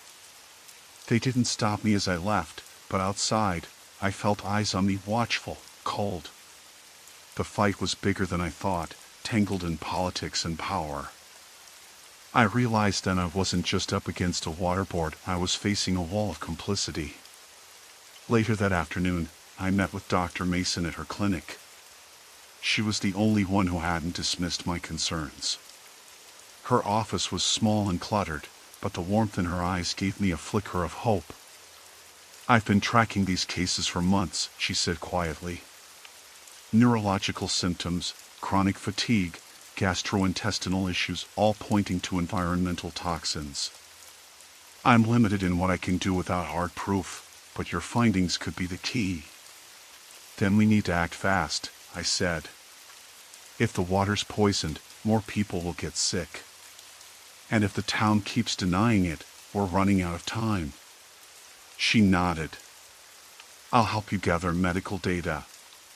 We can document symptoms systematically. But you'll need more than that, you need proof from the source. I stared at her, the weight of the task settling on my shoulders.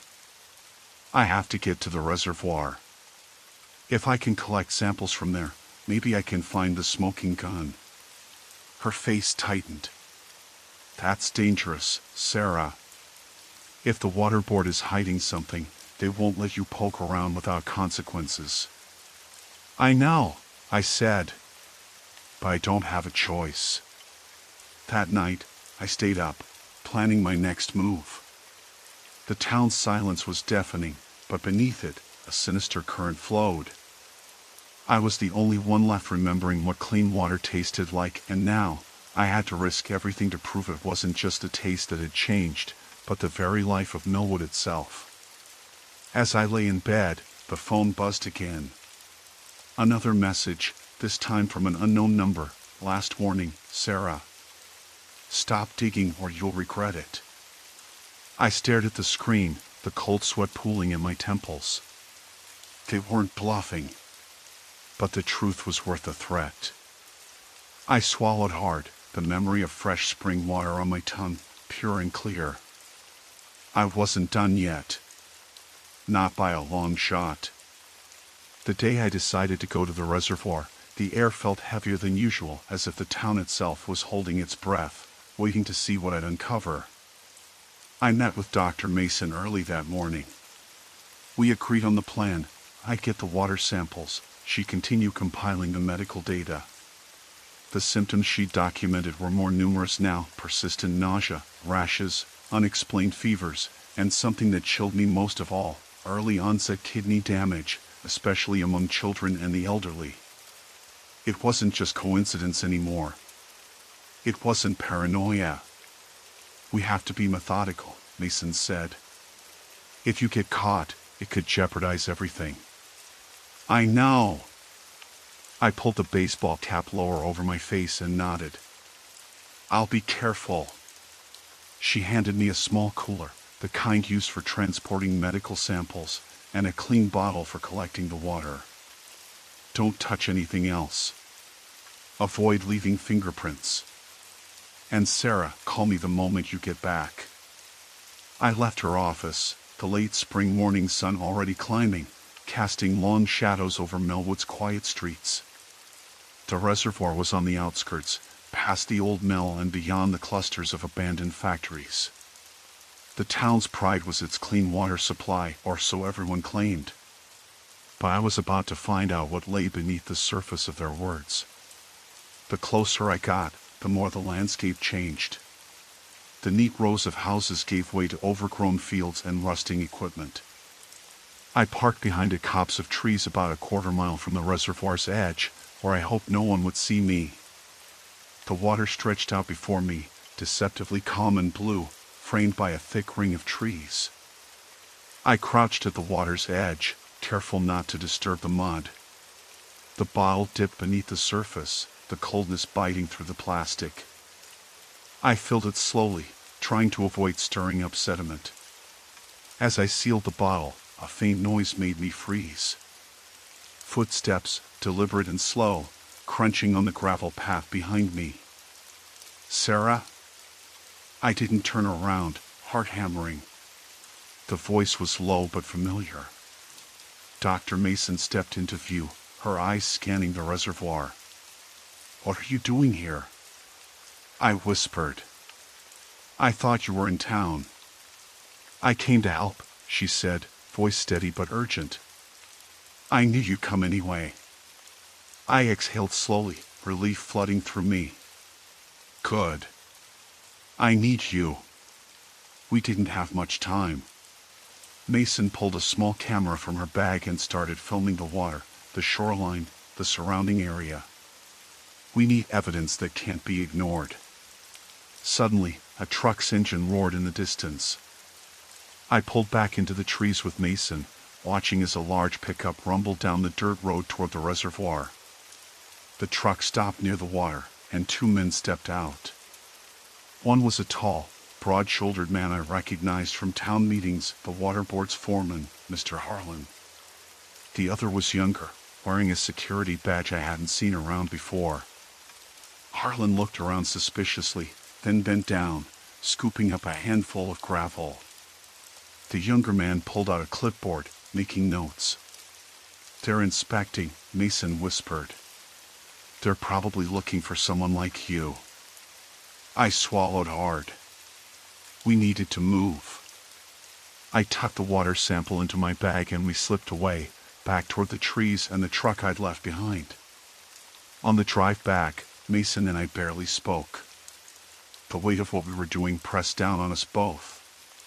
The town's denial, the sickness spreading like a slow poison, and the silence from officials who should be protecting us, it was all a tangled knot I was determined to unravel. Back in her office, Mason immediately began running tests on the sample. I sat in the corner, watching the clock tick by. Every minute felt like an eternity. Hours later, the results came back: elevated levels of heavy metals, lead, arsenic, and traces of industrial solvents known to cause neurological damage. The numbers were alarming. Enough to explain the symptoms in the hospital records. Enough to explain why the town's water tasted off, why people were falling ill. But the real horror was in the pattern. The contamination wasn't natural. It was deliberate. Mason looked at me, her face pale. They've been dumping waste upstream. The water board knew, maybe even covered it up. I clenched my fists. This wasn't just negligence. It was betrayal. We compiled everything into a report: medical records, water tests, witness statements from a few residents brave enough to speak in whispers. We sent copies to the state health department, the EPA, and a local journalist known for exposing corruption. The next day, the town's facade cracked. The mayor called an emergency meeting, but the atmosphere was different now. No more dismissals, no more insistence that the water was safe. Faces that had once looked at me with suspicion now avoided my eyes. But the threats didn't stop. My phone buzzed again with another message: "You've gone too far." I knew they meant it.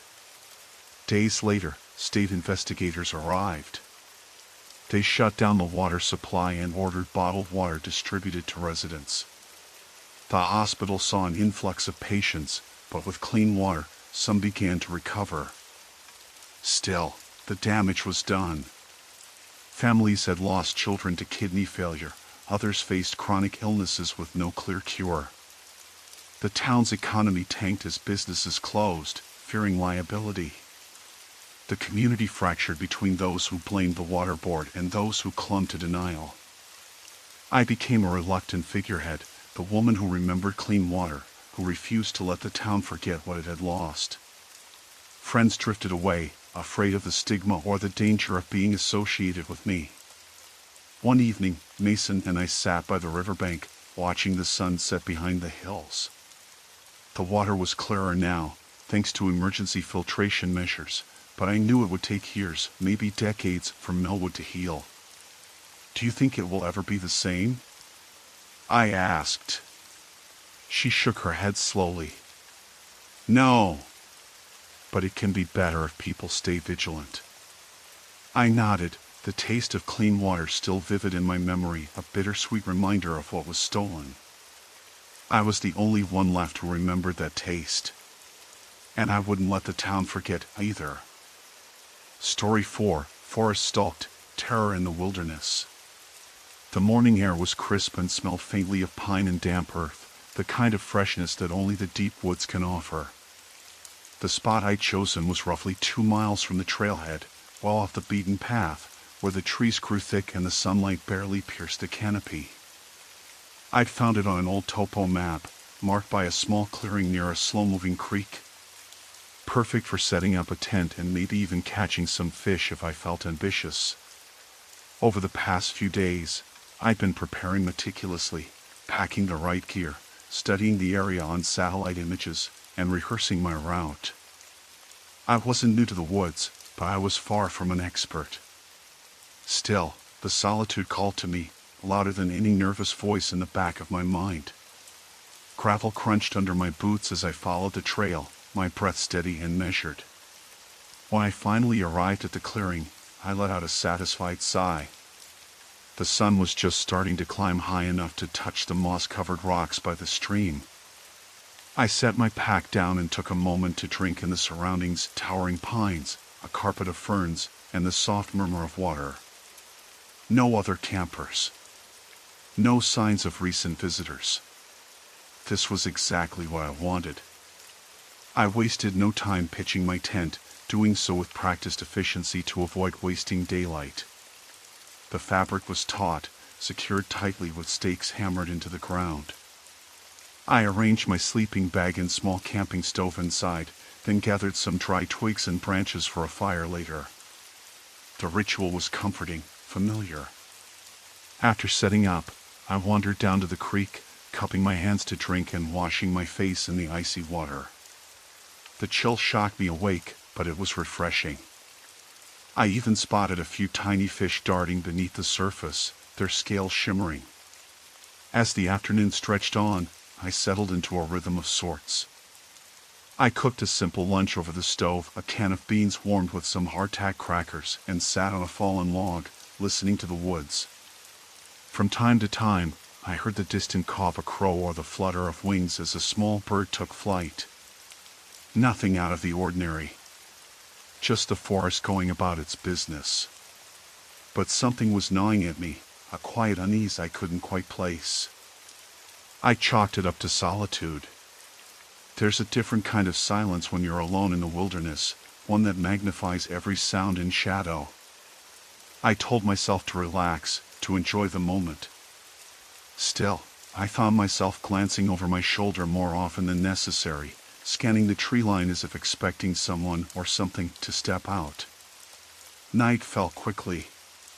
By the time the sun dipped below the horizon, the woods had transformed into a dark cathedral of looming trunks and tangled branches.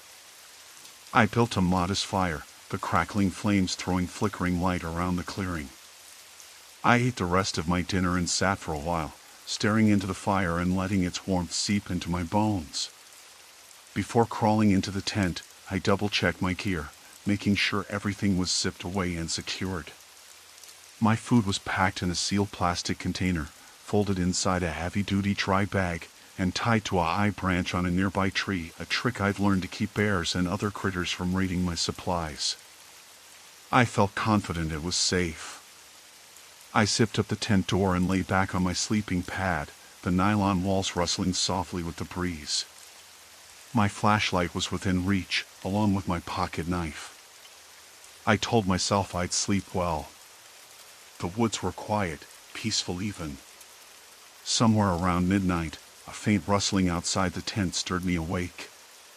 My heart thudded hard against my ribs. I lay still, listening. The sound had come from the left side of the clearing, near where I'd hung the food bag. I tried to convince myself it was just a small animal, a raccoon or a squirrel, but the noise was too deliberate, too measured. The kind of sound someone makes when they're careful not to be heard. I stayed perfectly still, breath held, straining to hear more. The rustling stopped abruptly, replaced by a heavy silence that felt thicker than before. I waited minutes that stretched into what felt like hours, nerves prickling along my skin. Finally, exhaustion pulled me back under. Morning light seeped through the tent's fabric, soft and merciful. I crawled out, shivering despite the warmth of the fire pit. That's when I noticed the footprints. They were fresh, unmistakably human. Barefoot, maybe size 10 or 11, pressed deep into the damp earth around my tent. The prints circled the clearing, weaving between the trees like someone was studying the area, maybe even watching me. I scanned the surroundings carefully but saw no one. No movement in the trees, no shapes lurking beyond the shadows. Only the woods, vast and indifferent. My stomach tightened.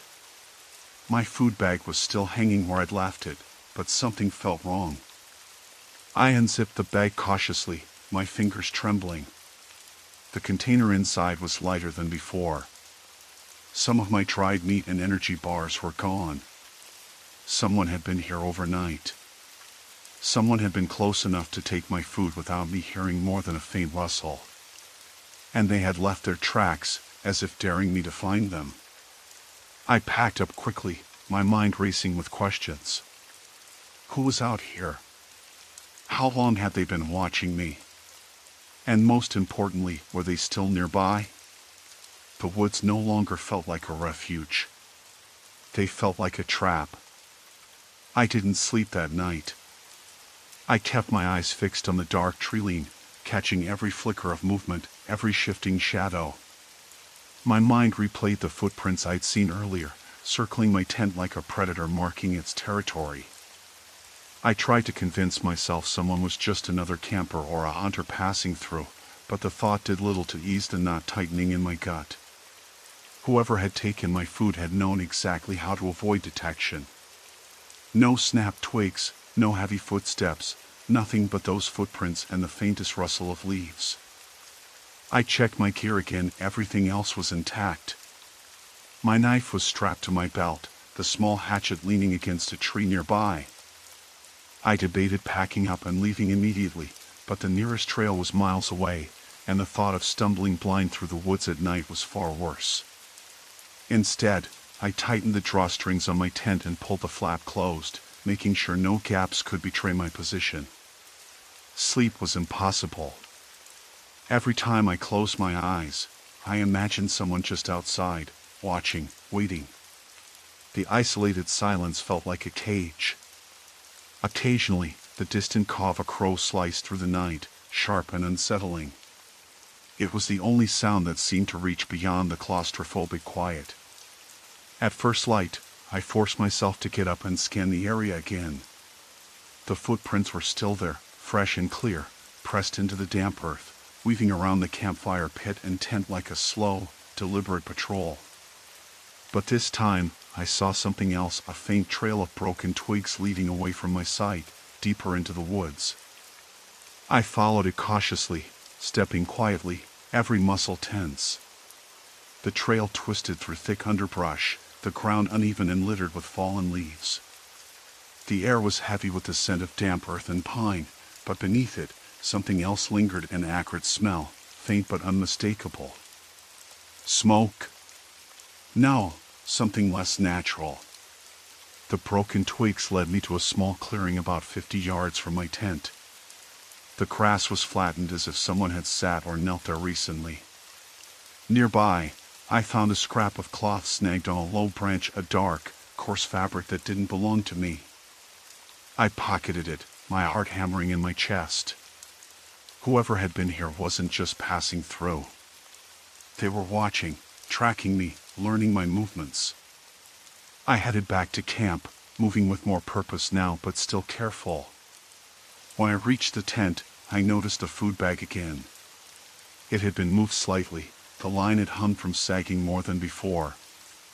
I grabbed it and inspected it thoroughly. This time, though, I found another clue, a faint smear of dirt on one corner, and the smell of smoke clinging to the fabric. I realized then that the person wasn't just lurking, they were comfortable here. Comfortable enough to make a fire nearby, perhaps to warm themselves or cook. They were skilled, blending into the wilderness like a ghost, leaving just enough evidence to unsettle me but never enough to catch them. The realization hit me like a cold wave. I wasn't just being watched. I was being hunted. The thought made me swallow hard. I thought back to the rustling I'd heard the previous night, the way it had stopped so suddenly. It wasn't an animal. It was human. And now, I couldn't shake the feeling that I was walking into a trap. I spent the rest of the day dismantling my camp with deliberate slowness, conscious of every sound I made. I didn't want to give away my position, but I needed to move. The forest, which had seemed vast and open at first, now felt like a maze with invisible walls closing in. As I packed the last of my gear, I caught movement in the trees, a flicker of shadow between two trunks, too quick to be a deer or bird. I froze, holding my breath. There was no mistaking it.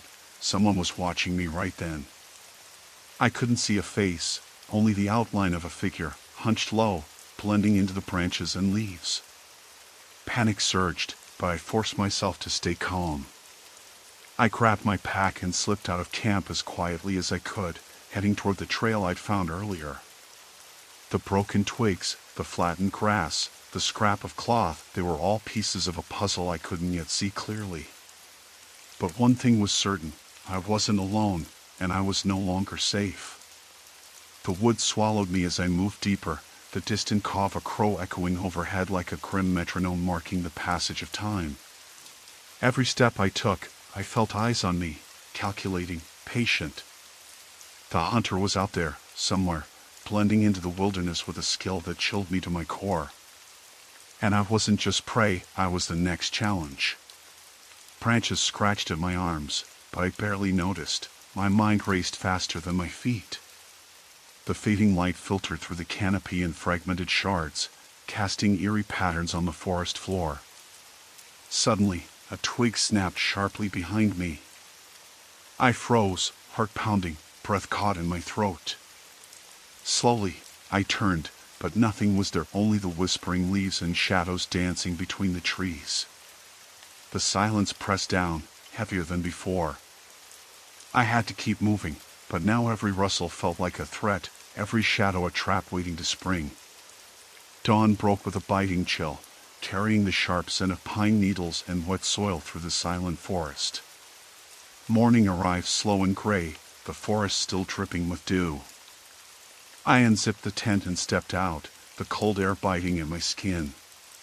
My first instinct was to check the perimeter, and that's when I saw them, fresh footprints pressed into the soft earth, circling the tent like a silent warning.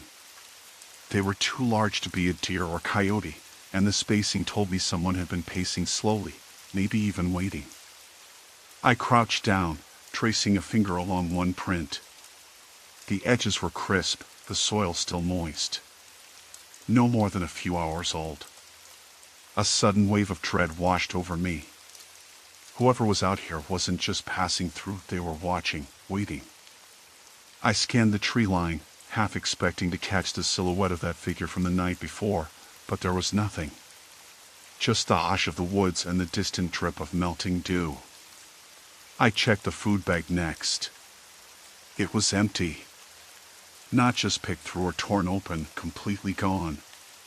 My meticulously packed rations, the granola bars, the jerky, even the small container of trail mix I'd hidden deep inside. Vanished. Whoever had been here hadn't just left footprints, they'd taken advantage of my vulnerability. Panic threatened to rise again, but I swallowed it down. I had to think. I had to understand what I was dealing with. I retraced my steps from the night before, searching for clues. The broken twigs and flattened grass were still there, just beyond where I'd camped. But this time, I noticed something else, a faint glint caught in the underbrush. I knelt and pulled out a small, battered pocket knife. It wasn't mine. The handle was wrapped in black tape, and the blade was dull but intact. Whoever had been here was prepared, careful, and had left something behind, intentionally or not. I slipped the knife into my jacket pocket and stood up. That's when I saw it, a narrow trail, barely visible, winding away from the clearing. The footprints led that way, deeper into the woods. My heart hammered, the fight or flight instinct screaming at me to run, but curiosity anchored my feet. I followed the trail, branches scraping at my face, roots threatening to trip me. The forest seemed to hold its breath around me. I moved carefully, but the trail was fresh, not older than a day. After 10 minutes, I came to a small clearing. There, crouched behind a fallen log, was a makeshift campsite. It was crude, just a fire pit surrounded by stones, some scattered cans, and a threadbare sleeping bag. But what caught my eye was the camouflage tarp draped over a thick brush pile nearby. Someone had been living here, watching me, maybe for days. I stepped closer, heart pounding in my ears. Among the scattered debris, I spotted a torn piece of cloth that matched the scrap I'd found tangled in the branches. This wasn't random. It was deliberate. That's when I heard it, a faint rustle from the other side of the clearing. I froze, scanning the shadows. Movement flitted between trees, quick and silent. My breath hitched. This wasn't just a casual observer. This was someone skilled at disappearing, blending into the wilderness like a ghost. I backed away slowly, careful not to make a sound. The figure didn't pursue, but I knew they'd seen me. I was no longer just a target, I was a trespasser in their territory. Returning to my tent felt like crossing a line I couldn't uncross. The footprints, the missing food, the hidden camp, it all pointed to one truth. I was being hunted. Not by some wild animal, but by someone who knew these woods better than I ever could. The question that gnawed at me wasn't if they'd come back, but when. And if I was ready to face what that encounter would mean. Sleep was a distant memory as the moon traced its slow arc across the sky. Every crack of a twig, every rustle in the underbrush, tightened the knot of fear in my stomach. I double-checked the edges of my tent, the zipper seams, the sturdiness of the poles, anything that might betray me. My hands trembled, not with cold, but with anticipation. If they returned, would I be able to stand my ground? Or would I disappear into the shadows like I was meant to? I thought about the things I'd read in survival guides, the strategies for evading hunters or worse. Yet none of that prepared me for the primal terror of knowing someone was watching, waiting. It wasn't just about staying alive anymore. It was a test of will, of who belonged here and who didn't. Hours passed, the forest alive with nocturnal whispers, until finally, the silence was broken. A faint crunch, deliberate and measured, came from beyond the tree line. I held my breath, heart pounding deafeningly in my ears. The figure emerged again, this time closer, outlined by the pale silver light. But it wasn't just a shadowy silhouette, it was a person, steady and unhurried, as if they owned the night itself. I realized then that running might no longer be an option. Whatever game this was, it was about to reach its climax, and I had no choice but to face the consequences of stepping where I didn't belong. Slowly, I stepped forward, every muscle taut, ready to confront the unknown presence that had crossed into my world. I didn't know how long I stood frozen in the faint wash of moonlight, every muscle coiled and every breath shallow. Then, without warning, the figure moved slowly, deliberately stepping forward, each footfall as soft as the rustle of leaves in a breeze. My heart slammed against my ribs. I gripped the tent pole, my only weapon, though it felt woefully inadequate. The person emerged clearly now, but still, there was something unsettling about the way they blended with the environment, camouflaged not just in clothing, but in every calculated movement. "Who's there?" I called out, my voice cracking despite my effort to sound steady. No answer. Just the faint sound of footsteps retreating briefly, then circling around, as if they were toying with me, measuring the space, testing my limits. I realized with a sinking feeling that this wasn't a random trespasser or an accidental camper. This was someone who knew these woods better than I ever could. Someone who had been watching me for hours, maybe days. Someone who was patient enough to wait until I was vulnerable, alone in the dark. The rustle of leaves to my right drew my attention. I spun around, shining my flashlight into the dense underbrush. For a moment, I saw nothing but the familiar shapes of trees and brambles, but then a shadow moved, a flicker of dark fabric, a flash of eyes reflecting the beam. The figure darted back into cover, but I caught the outline of a face, partially hidden under a hood and streaked with dirt or camouflage paint. I swallowed hard, trying to steady my voice again. "Why are you doing this? What do you want?" No response, only silence, save for the whisper of wind through the branches. My mind flashed back to the footprints I'd found earlier, fresh, deliberate prints circling my tent, not from any animal, but human. And now, my food was missing. The neatly packed granola bars and canned beans had vanished overnight, taken without a trace except for a few crushed leaves and broken twigs. Whoever this was had been inside my camp, close enough to steal from me, yet I hadn't heard a thing. I wasn't just being watched, I was being hunted. Panic started to rise, but I forced it down. I had to think. I had to act. I couldn't afford to become prey. I grabbed my backpack and pulled out the small pocket knife I carried, flipping it open with a snap. Not much, but it was better than bare hands. Moving cautiously, I unzipped the tent and stepped outside, scanning the perimeter with my flashlight. The moonlight wasn't enough to chase away the shadows clinging to the trees, and the undergrowth was thick, making every sound amplified and every movement uncertain. The figure was nowhere in sight. I took a slow step forward, then another, trying to keep calm. Then I heard a soft crunch behind me. I whipped around, knife raised, but again, nothing visible. Just the empty forest and the shadows shifting in the night. It was a game to them. A cruel game. They wanted me to be scared, to make mistakes. I had to stay one step ahead. I decided to leave the camp for a moment, to try to draw them out, or at least to confirm their presence beyond doubt. Moving quietly, I followed a narrow path leading away from the clearing, flashlight beam cutting through the darkness. That's when I heard the rustle, a deliberate sound, not random.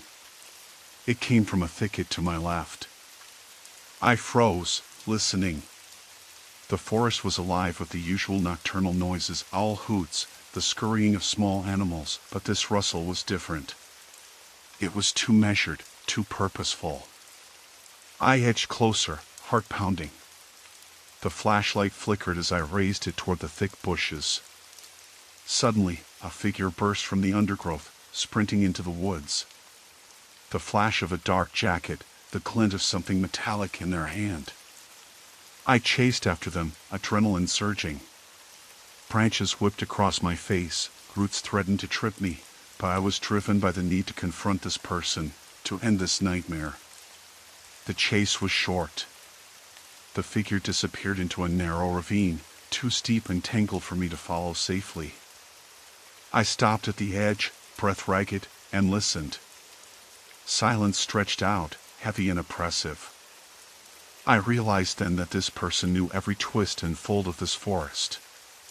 They had the advantage, stealth, skill, and the terrain itself. Back at the tent, I found more signs of intrusion. A small bundle of my clothes, moved or disturbed. The fire pit had been tampered with, ashes scattered. My remaining food supplies were now reduced to a single granola bar, the rest gone without a trace. I couldn't stay here. The thought was terrifying, but I had no choice. I packed up as quickly and quietly as I could, every nerve on edge. I kept my knife close and my flashlight ready, glancing over my shoulder with every step. As I moved through the woods, the night closing in around me like a shroud, I understood the brutal truth. This wasn't a random encounter, and it wasn't about survival alone. It was a test of wills. And the hunter was patient, knowing I was out of my element. But I wasn't ready to give up, not yet. I just had to find a way out before the game closed in for good. A sudden snap echoed behind me. I froze, breath shallow, muscles tensed, waiting. The snap echoed again, sharper this time, just behind me. I gripped my knife tighter, the cold metal a faint comfort in my trembling hand. I barely remembered the last time I had eaten. My food was almost entirely gone, stolen in the night by whoever or whatever had been stalking me. And now, they were close. No longer just footprints around my tent, no longer just a mystery unraveling in the shadows. This was a hunt, and I was the prey. I took a slow, cautious step forward, then another, trying to keep my movements silent. The moonlight was weak, filtering through the canopy in pale, fragmented beams, but it was enough to guide me. I had to keep moving, had to find a way out of this living nightmare. The forest seemed to close in tighter with every step, branches clawing at my clothes, roots threatening to trip me. I was exhausted, starving, but adrenaline pushed me on. The path I'd taken earlier was gone, erased by the rain or deliberately covered up. I had no idea where I was anymore. The thought sent a fresh wave of panic through me. My flashlight's beam flickered and threatened to die, so I stuffed it deeper into my jacket pocket and relied on the scant light around me. Then, a sound, soft footsteps, deliberate and careful, came from the right. I froze again, heart pounding so loud I was sure it would give me away. The footsteps stopped. I waited, muscles coiled like a spring. After what felt like an eternity, I whispered, "Who's there?" No answer. Just silence, thick and suffocating. I risked a glance to the right and caught the faint outline of a figure, blending almost seamlessly with the shadows and the moss-covered tree trunks. The way they moved was unnatural, silent, fluid, like a shadow slipping between the trees. I realized with a sickening certainty that this person had been here all along, watching, learning, waiting. I took a step back, but the figure moved forward, almost gliding, until they were close enough for me to see the outline of a face beneath a hood, eyes reflecting the moonlight like cold, hard stones. They said nothing, but the message was clear. I wasn't safe. Panic surged, but I forced myself to stay calm. "Why are you doing this?" I asked, voice barely more than a breath. The figure tilted their head, as if considering the question, then reached out silently and dropped something in front of me. I knelt down, heart racing, and picked it up. It was my watch. The one I'd lost during the chase. A message was scratched into the leather band: "You shouldn't have come here." The figure stepped back into the shadows, melting away like mist. I was alone again. But that message lingered, a cold weight in my chest. I knew I had to escape, but the forest was a maze, and my energy was draining fast. I pulled the knife from my jacket and held it ready, moving cautiously through the underbrush. Every crack of a twig, every rustle of leaves made me jump, but I pressed on. Hours passed, or maybe minutes. Time had lost meaning, and I stumbled into a narrow clearing. Moonlight spilled over a small, abandoned cabin, its weatherwood gray with age. The door hung open slightly, creaking on its hinges in the night breeze. Desperation pushed me forward. I slipped inside, taking a shaky breath. The cabin was empty except for a rough wooden table and a few broken chairs. Dust motes floated in the pale light, but more importantly, there was a faint scent of smoke lingering in the air. Someone had been here recently. I barricaded the door with a chair and settled against the wall, knife in hand, flashlight ready. My mind raced, replaying the night's events. The footprints, the stolen food, the sudden appearance of that figure. Whoever this was, they were skilled and expert at blending into the wilderness, tracking me silently, and toying with me like prey. Sleep was impossible. Every creak, every whisper of wind, sent me leaping to my feet. I thought about my family, about how foolish I'd been to come here alone, thinking I could handle the solitude and the challenge. Now, I just wanted out. Dawn crept in slowly, pale and hesitant. I slipped out of the cabin, the forest already starting to stir with daylight. The figure was nowhere in sight, but I felt their presence like a shadow at my back. I moved cautiously toward the trail I hoped led back to the main road, following the faintest signs of a path. Hours later, exhausted and weak, I finally emerged from the dense woods onto a gravel road. Relief flooded through me like a wave. I flagged down a passing car, breathless and trembling. When I told the authorities about the footprints, the missing food, the figure in the woods, they listened carefully but warned me that cases like this were hard to prove. The wilderness was vast, and people disappeared out here all the time. Still, they promised to patrol the area more frequently. Back home, the experience lingered in my mind like a shadow I couldn't shake. Every rustle of leaves, every stranger's glance, set my nerves on edge. I realized that the woods had changed me, made me more wary, more cautious, but also more aware of how thin the line between hunter and hunted could be. I never camped alone again. The forest still held its secrets, and somewhere out there, the person who had watched me was waiting, blending into the wilderness, patient and silent. And I knew, deep down, that the game wasn't over. Story 5, Silent Stalker in the Woods, Unseen Threat at Night. The first night in the woods had settled quietly, the kind of silence that feels heavy but not empty. Setting up camp had gone smoothly enough. I stacked firewood, arranged my gear inside the tent, and cooked a simple dinner over the small stove, a tin of beans and a few slices of hard bread I'd packed.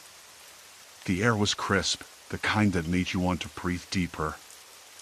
I sat by the fire afterward, staring into the flickering flames, feeling a rare kind of peace. But as the night deepened, that peace started to fray.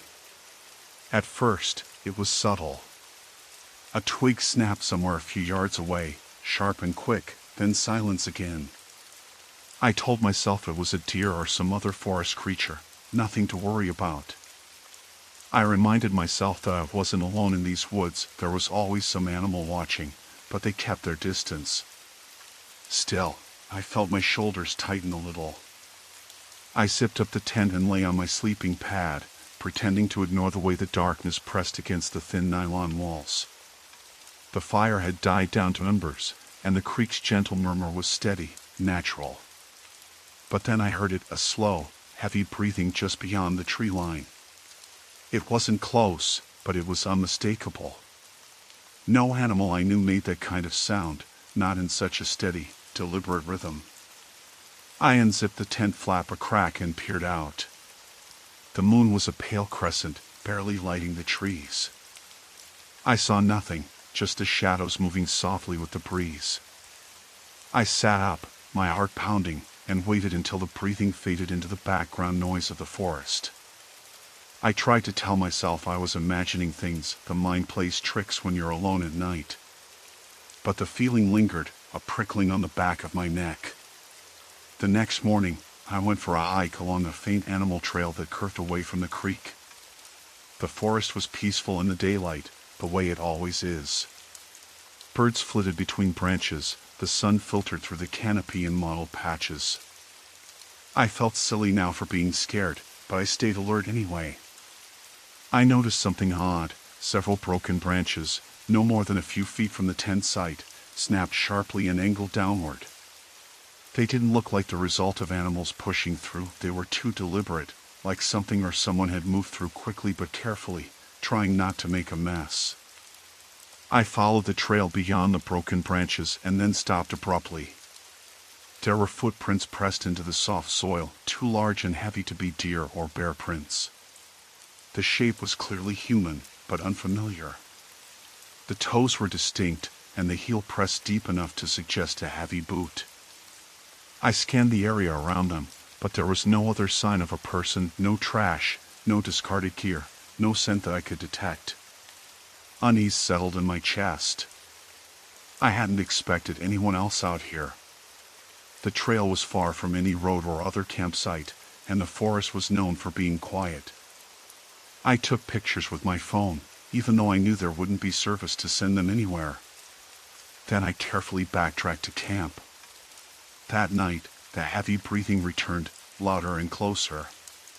It was steady and slow, like someone pacing just outside the tree line. I held my breath, waiting for some shadow to step into the moonlight, but nothing appeared. I shone my flashlight out into the darkness, the beam cutting through the trees, but all I saw were swaying branches and the glint of leaves. I tried calling out, my voice low and cautious. "Hello? Is someone there?" The breathing stopped immediately, replaced by silence once again. Sleep was impossible. I lay awake, every nerve on edge, straining to catch any sound. Once or twice, I thought I saw movement, a flicker of something darker than the night, but when I blinked, it was gone. By morning, I was exhausted. I packed up most of the camp and moved a little farther from the creek, deeper into the woods where the trees grew tighter. Part of me hoped the change would shake whatever was watching me out of its routine. But I couldn't shake the feeling that I was being studied, tracked. Throughout the day, I kept noticing signs, broken twigs, footprints that didn't belong to me, and faint impressions in the dirt that looked like they'd been made by someone crouching or crawling. I found a scrap of fabric snagged on a low branch, dark and rough, definitely not mine. I stuffed it into my pocket, my fingers trembling slightly. Every time I stopped to rest, I scanned the surrounding woods, eyes darting back and forth. The forest was so dense I couldn't see more than 10 feet in any direction, and the shadows seemed to gather there, waiting. I thought about how easy it would be for someone to hide in such a place, watching silently, knowing I wouldn't see them until it was too late. That night, the breathing returned again, but this time it was accompanied by something else, a faint rustling, like footsteps moving slowly through underbrush, just beyond the firelight's edge. I kept my flashlight trained on the noise, willing it to reveal a face or figure. But the light caught only broken twigs and leaves shifting in the breeze. I wrapped my jacket tightly around me, clutching a sturdy stick I'd found earlier. The forest was no longer a sanctuary but a trap, and I was the prey caught in its depths. I told myself to stay calm, to think rationally. There was no phantom here, no supernatural force, only a person. Someone human, watching and waiting. The thought chilled me more than any ghost story ever could. I didn't sleep much that night. When dawn finally crept through the treetops, I felt drained, hollowed out by the night's fear. I packed up my tent quickly, leaving the fire to smolder down to ash. The forest around me looked too calm, too indifferent to what had transpired here. But I knew better. Whatever was out there was still watching. I decided to take a different route back to the trailhead, hoping to avoid whatever eyes were on me. The trees thickened as I moved deeper into the woods, branches scraping against my jacket, the undergrowth snagging at my boots. The air felt heavier here, like the forest itself was holding its breath. I kept scanning, watching for anything out of place. Then I saw it, another broken branch, snapped low but fresh, the inner wood still pale and moist. My heart twisted. Someone had been here recently. I crouched down and looked closer at the ground. There were footprints, no doubt.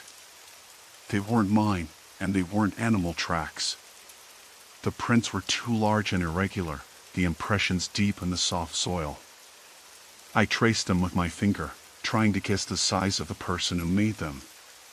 The shape was odd, the toes splayed in a way that suggested the person had been moving quietly, carefully placing each foot down.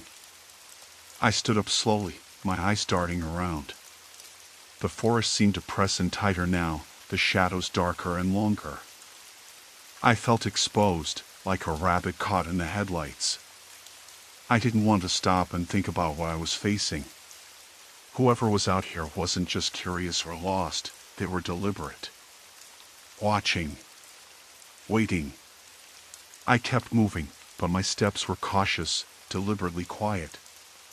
I avoided the obvious paths, sticking to the thick underbrush and uneven ground. Every now and then, I'd catch a glimpse of something, a flash of fabric caught on a branch, a shape moving just beyond my peripheral vision, but when I turned to look, there was nothing. Just the trees, the sky, the endless green. By midday, I was exhausted, sweat soaking through my shirt. I stopped near a small creek to drink and rest, lowering myself to the damp earth. That's when I noticed it again, a small pile of stones arranged in a rough circle, almost like a marker. I hadn't put it there. The stones were smooth river rocks, but the way they were stacked looked deliberate, unnatural. I felt a cold wave of dread wash over me. This wasn't random. Someone had been here, not just watching, but leaving messages, marks, signs. The forest was a maze, but someone knew every inch of it. Someone was mapping me, tracking my movements, making sure I knew I wasn't alone. I stuffed a scrap of fabric from the day before deeper into my pocket and stood, glancing around nervously. My eyes scanned the trees, searching for any sign of movement. Branches swayed gently, but the forest held its secrets tight. The silence was oppressive, filled only by the occasional splash of water and the distant cry of a bird. As I packed up and prepared to leave, I noticed another detail. A faint trail of disturbed leaves led away from the stones, heading deeper into the forest. The footprints were there again, large, irregular, and unmistakably human. They disappeared into the shadows, inviting me to follow, daring me to step closer.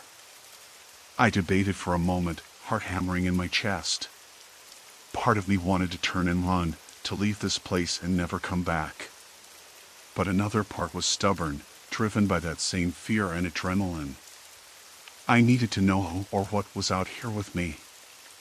I followed the trail, moving carefully, listening for any sound beyond the crunch of leaves underfoot. The forest grew darker as the canopy thickened, sunlight filtering through in dappled patches.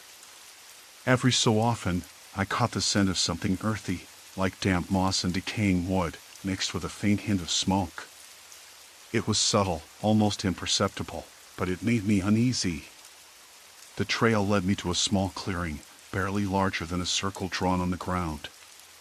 In the center was a crude fire pit, surrounded by more broken branches and scattered scraps of fabric, some dark like the one in my pocket, others faded and torn. It looked like a campsite, but abandoned in a hurry.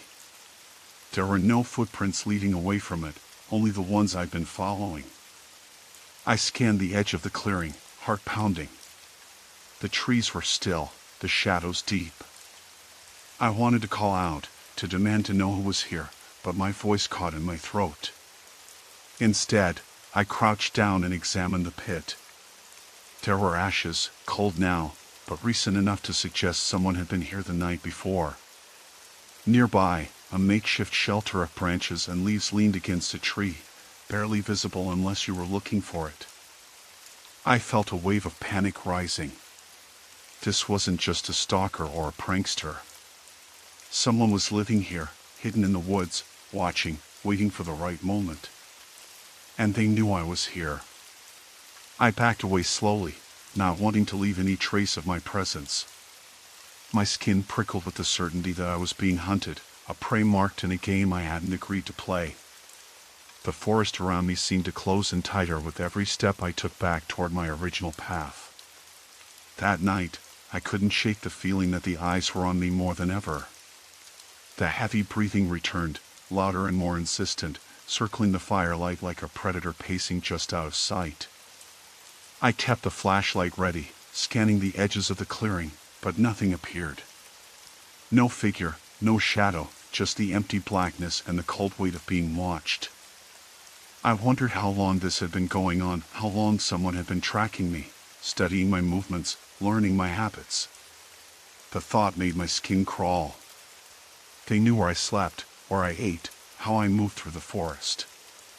They were patient, silent, and terrifyingly close. Sleep was impossible. I spent the hours staring into the dark, gripping my stick like a lifeline. Every breath, every rustle, every distant snap of a twig was a reminder that I was not alone. That I was being hunted by someone who didn't want to be seen, but wanted me to know they were there. Morning couldn't come soon enough. Morning slipped in quietly, the forest shifting from the oppressive blackness of night into a muted gray light. I forced myself up and slid open the tent flap. The cold air hit my face, sharp and biting. The clearing looked almost peaceful, but I knew better. Every broken branch, every crushed patch of moss was a message, a warning. I had to find out more. I couldn't keep running blind. My pack was heavier than I wanted it to be, but I grabbed my flashlight, a small knife, and the old compass I'd found at the bottom of my bag. I didn't trust my phone here, no signal, and I didn't want to risk making noise by trying to call for help. Instead, I set out cautiously, following the faint trail I'd made the day before. The forest was dense, each step muffled by fallen leaves and pine needles. I kept my eyes peeled for anything unusual. Broken branches angled outward, fresh footprints pressed into the damp earth, and the occasional scrape against bark where it looked like something or someone had passed through in a hurry. Every sign felt deliberate, like the person watching me was marking territory or sending messages I wasn't meant to understand. About an hour into my trek, I spotted something new. A small clearing, no bigger than my tent spot, but cluttered with objects. At first, I thought it was debris from a storm, a pile of branches and leaves, but as I stepped closer, I saw a pair of old, cracked boots resting beside a battered metal canteen. Nearby, a handmade trap fashioned from bent wire and a tree branch sat half buried in the dirt. I froze. This wasn't just someone lurking. This was someone living here, surviving in the shadows of the forest, hidden from any casual hiker or ranger. I remembered the broken branches I'd seen the night before and the footprints that didn't match any animal I knew. It all made sense now. Someone had been here long before I arrived. My mind raced. Who was this person? Why had they chosen to watch me? Or was I just an intrusion, an unwanted visitor stumbling into their domain? The idea settled over me like a cold fog. This was no accidental encounter. I had stumbled into someone's territory, and I was the prey. I took a deep breath, trying to steady my nerves. I needed to know more. I circled the clearing, scanning for other signs. A faint trail led away from the camp, winding deeper into the trees. My gut told me it was the right path. I debated whether to follow it, risking a direct encounter with whoever was out here, or to retreat and pack up. But the fear was tempered by determination. I had to understand what I was dealing with. I followed the trail cautiously, every sense on high alert. The forest grew thicker, the light dimmer under the dense canopy. The smell of damp earth and rotting leaves filled the air. Then, I heard it, soft footsteps, deliberate and slow, just beyond the edge of the path. I froze, heart hammering in my chest. "Who's there?" I called out, voice steady despite the adrenaline. No answer.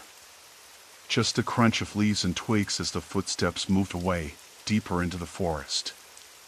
I strained my eyes but saw nothing. No figure, no shadow. Just the endless green and brown. I considered chasing after the sound but stopped myself. That could be exactly what they wanted, drawing me into a trap or revealing my position. Instead, I marked the spot mentally and pressed on. After another 20 minutes, the trail ended at a small, makeshift shelter wedged between two trees. It was crude but functional, built from branches, leaves, and tarps scavenged from who knew where. Inside, I found evidence of recent habitation, a half-burned fire, scraps of food packaging, and a tattered notebook. I picked up the notebook carefully, flipping through pages filled with messy, cramped handwriting. Names, dates, sketches of the forest, and cryptic notes that hinted at paranoia and isolation. One passage stood out. They watch from the shadows, silent and patient. "I am not safe here, but I cannot leave." The words sent a chill down my spine. This person wasn't just hiding. They were trapped in their own mind, consumed by fear and suspicion. The realization hit me hard. I was dealing with someone who had been alone in these woods for who knew how long, someone who saw threats everywhere, including me. I pocketed the notebook and stepped back, weighing my options. I could leave now, disappear into the safer parts of the forest and never look back. Or I could try to find this person, to confront them and maybe end this nightmare. Before I could decide, a sharp crack echoed through the trees like a branch snapping under heavy weight, and the unmistakable sound of breathing, slow, deep, and nearing. My blood ran cold. The breathing wasn't coming from a distance anymore. It was close, too close. I scanned the shadows, flashlight trembling in my hand. No movement. No figure. Just the oppressive silence and the sound of my own ragged breathing mixing with that heavy, slow inhale. I backed away slowly, keeping my eyes fixed on the dark edges of the clearing. The breathing followed, an invisible presence stalking me, taunting me. And then, as suddenly as it had started, the sound stopped. I didn't wait to find out what would come next. I turned and sprinted back toward my camp, branches clawing at my jacket, roots threatening to trip me. The forest seemed alive, every shadow a potential threat, every rustle a warning. When I finally reached the tent, I slammed the flap shut and locked it with trembling hands. I sat down, heart pounding like a drum in my ears, clutching the notebook. This was no longer a game or a random scare. I was caught in the middle of someone's desperate, dangerous world. I understood then that there was no turning back. I had to face what or who was out here with me. Because the Watcher had revealed himself, and I was in his territory now. Darkness wrapped the forest in an unsettling stillness, thick with unseen eyes and whispered breaths. Morning came gray and heavy, the sky a low blanket of clouds that dulled the light through the thick canopy. I forced myself out of the tent, hands shaking as I packed away the minimal gear, a small stove, some dehydrated food, a water bottle, and my battered notebook. I needed to move, to get away from this place, but something rooted me here still. I was caught between primal fear and stubborn resolve. I had to know.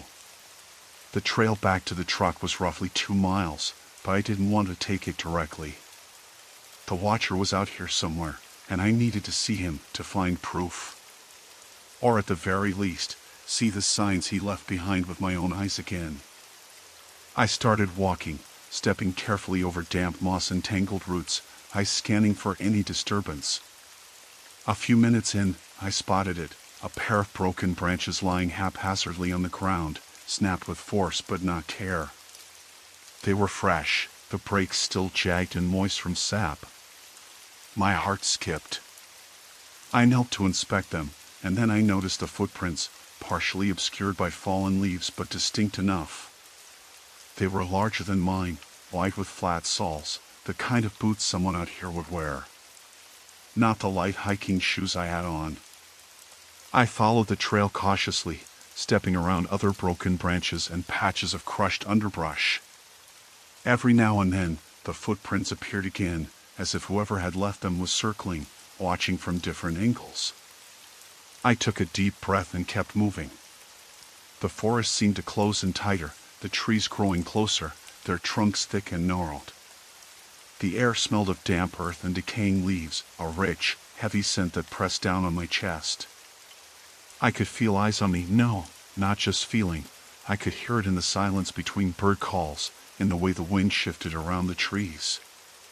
Then the breathing started again. Soft, slow, deliberate. Like a steady drumbeat just beyond the edge of hearing. I froze, heart pounding, my breath shallow. I turned slowly, flashlight off now, no use drawing attention. The sound came from the right, a few yards away, but no figure stepped into the pale morning light filtering through the leaves. "Who's there?"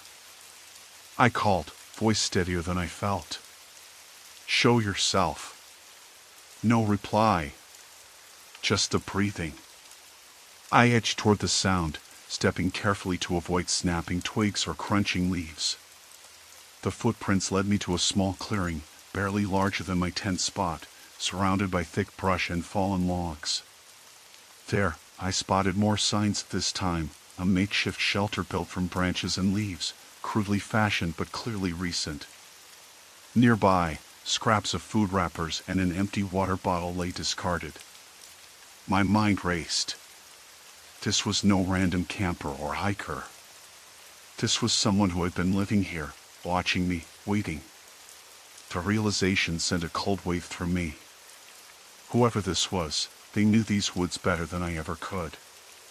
Suddenly, a sharp noise, a twig snapping underfoot, made me whip around. My flashlight flicked on, casting a narrow beam between the trees.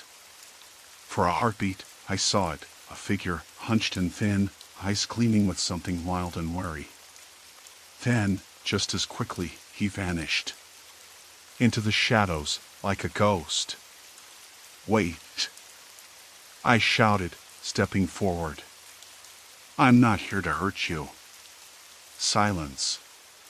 The figure didn't answer, didn't respond. But I could hear the breathing again, closer now, heavier. It surrounded me, pressing in from all sides. I backed away slowly, heart hammering. The figure didn't follow, but the presence lingered. I returned to my camp, adrenaline still coursing through my veins. I sat down, trying to steady my shaking hands, and flipped open the notebook. I needed a plan. I couldn't just run. Not now. But I couldn't stay put either. That night, I set up a simple trap, a tripwire made from paracord stretched across the narrowest path leading to my tent, attached to a small bell I'd found in my pack. It was a desperate measure, a way to know if the watcher came close again. Hours passed in tense silence. Then, just past midnight, the bell tinkled softly. I bolted upright, heart racing. The breathing was back, slow and heavy, just beyond the tent's thin fabric. I grabbed my flashlight and unzipped the flap, shining the beam into the darkness. Nothing. No figure. No movement. The breathing stopped. I waited, breath held, eyes scanning the shadows. The forest was still once more. But then, just as I was about to close the tent, I caught a glimpse of two glowing eyes, soft, deliberate, watching me from the edge of the clearing. I met the gaze for a long moment, a pair of eyes belonging to a man who didn't want to be found but had made a choice to watch anyway. And in that instant, I understood, this wasn't just about survival or territory. It was a dangerous game, and I was the bait. I had to be careful, because the watcher was patient. And he was still out there. I swallowed hard, steadying my breath as the night seemed to hold its own. Every rustle, every shadow could be him. I couldn't afford a single mistake, not now, not when the stakes were this high. Dawn came slow and heavy, the sky a dull gray that pressed down on the trees like a weight. I sat up, rubbing the cold from my hands and staring at the small ring of disturbed dirt around the tripwire's anchor point. The bell's clapper hung still, but the paracord was taut, too taut. Someone had walked through, but carefully, without triggering the bell. The watcher wasn't just patient, he was meticulous. I needed a plan that didn't rely on luck or traps. I couldn't let this stretch on forever. I packed quickly, the weight of my gear a dull ache against my shoulders. The forest, once a place I'd sought for peace, had become a cage. Every branch bent unnaturally, every footprint different from mine, every sound a warning. I had to move, to get out before the watcher decided to step beyond the shadows. Before breaking camp, I took one last look around the clearing, noting the broken branches and fresh footprints that hadn't been there before. They formed a rough circle, a silent boundary that marked where I was being watched. The watcher's presence was a constant, invisible thread tethering me to this place. I chose my route carefully, heading west toward the river I knew ran through the valley. The water would be a guide, a lifeline, and possibly a barrier between me and whoever was following me. The undergrowth was thick, and the ground uneven, but I moved steadily, keeping my ears open for the telltale sound of heavy breathing, the subtle crunch of footsteps not my own. Hours passed. The forest seemed to lean in, watching me as much as I was watching it. Then, the breathing started again, soft at first, almost hesitant, then growing louder, heavier, closer. I stopped, heart hammering, and scanned the trees. No eyes met mine this time. No glowing gaze. Just the darkness and the sounds. I didn't respond. I didn't call out. I waited until the breathing slowed and faded into the background, then kept moving. When the river finally appeared, a silver ribbon cutting through the green, relief flooded me. I knelt at the edge, cupping cold water into my hands and drinking deeply. The sound of the flowing river was a balm, drowning out the silence that had pressed so heavily on me. But relief was short-lived. As I stood, my foot caught on something half buried in the mud. I looked down and saw a worn, leather strap looped around a faded metal buckle, part of a wristwatch. It was old, scratched, but familiar. I'd seen it before. The Watcher's. My blood ran cold. He wasn't just any stranger. He was someone who had been here before, someone who knew this forest intimately. The watch was a message, a warning, or maybe a taunt. I didn't know which, but I knew one thing for certain: I wasn't dealing with a random trespasser. This was personal. Night fell again as I made camp near the riverbank, but this time I kept the fire small, just embers, barely enough to keep the chill at bay. I didn't want to attract attention, but I needed light to see. I kept my knife close and my flashlight within reach, ready for whatever might come. The breathing returned, as it always did, slow and deliberate. But this time, I spoke, my voice low and steady. I know you're there. I see your signs. You want me to be afraid, but I'm not going to run. Not anymore.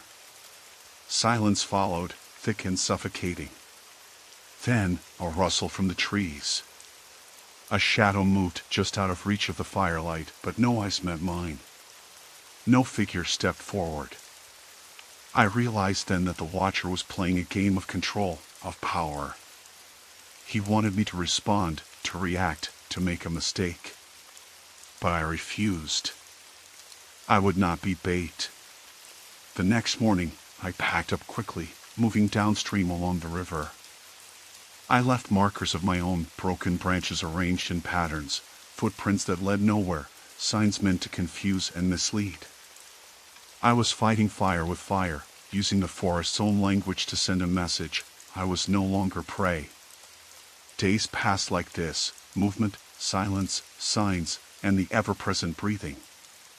I never saw the Watcher face to face again, but I felt his gaze like a weight on my back, a constant reminder that I was not alone. When I finally reached the edge of the wilderness, where the trees thinned and the sound of distant traffic drifted through the air, I paused. I looked back once, into the dense dark of the forest, half expecting to see those glowing eyes watching me still. They were gone. But the feeling remained, a cold knot in my stomach that told me the Watcher was out there, patient and waiting. I left the forest changed. Every crack of a branch, every shadow in the corner of my eye, every heavy breath in the night reminded me of what I'd faced. I couldn't unsee the Watcher, couldn't forget the silent game he played. And I knew, deep down, that someday, somewhere, our paths might cross again. That thought settled over me like a heavy fog, pressing down on my chest every time I tried to find peace. Days blurred into restless nights, the line between reality and memory thinning until I questioned what was real. Yet, despite the fear, a strange pull kept drawing me back, as if the Watcher's presence had become a part of me, an unspoken pact etched into my soul. Story 6, Bound in Silence, The Captor's Quiet Hunt. I woke up with a taste of dust in my mouth and a sharp ache behind my eyes. Where was I? The last thing I remembered was leaving my apartment after work, the usual routine of a Thursday night, a quick stop at the grocery store, then home to an empty apartment, dinner, and maybe a documentary on the couch. Nothing out of the ordinary. So how had I ended up here, in this void of darkness, my body restricted and my mind scrambling for answers? I tried to sit up, but the rope cut into my wrists and ankles, holding me firmly in place. The floor beneath me felt cold and uneven, concrete, maybe a basement or a storage room. My head throbbed, and as I shifted, a dull, persistent thud echoed somewhere in the distance. It was rhythmic, almost like a heartbeat, but mechanical. A generator? A pump? I couldn't tell. I swallowed hard, trying to keep my breathing steady. My heart hammered against my ribs, a wild animal desperate for escape. Hello? My voice cracked, barely more than a whisper. No response, just a distant thumping and the oppressive silence pressing in around me. The kind of silence that feels alive, waiting. I tried to piece together the last hours. I had no recollection of being grabbed or dragged anywhere. No struggle, no screams. Just a blackout. Had I been slipped something? There was a faint metallic taste lingering in my mouth, like pennies or rust. My tongue felt thick, sluggish. The thought made me shiver. Whoever had done this must have been careful, calculated. The ropes weren't just there to restrain, they were tight, expertly tied. This wasn't a random abduction. A cold draft brushed my face, and I realized I wasn't alone. Somewhere in the shadows, a light clicked on, not bright enough to illuminate the whole room, but enough to reveal a thin strip of damp, cracked concrete wall a few feet away. Along the edge of the light, a tall figure stood, unmoving. "Good," a low voice said. It was calm, almost clinical. "You're awake." I swallowed again, trying to make sense of the tone.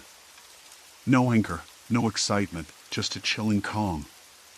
Who are you? What do you want?" My voice was steadier this time, though the knot in my stomach tightened. The figure stepped closer, and the dim light caught the edges of a face, sharp features, eyes that didn't blink. "You know why you're here. This isn't about money." "Not exactly." The words were deliberate, measured. I frowned, trying to keep my fear from showing. "Then why? What do you want from me?" The person's lips curled into a faint smile, the kind that doesn't quite reach the eyes. "You have secrets. Things you've buried deep. Things you'd never tell anyone." The voice lowered, almost a whisper now, but the weight in the air made every word land heavy. "But secrets aren't safe when someone else holds the pen.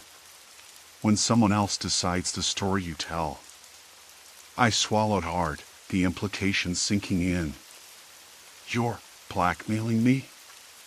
Holding me for ransom?"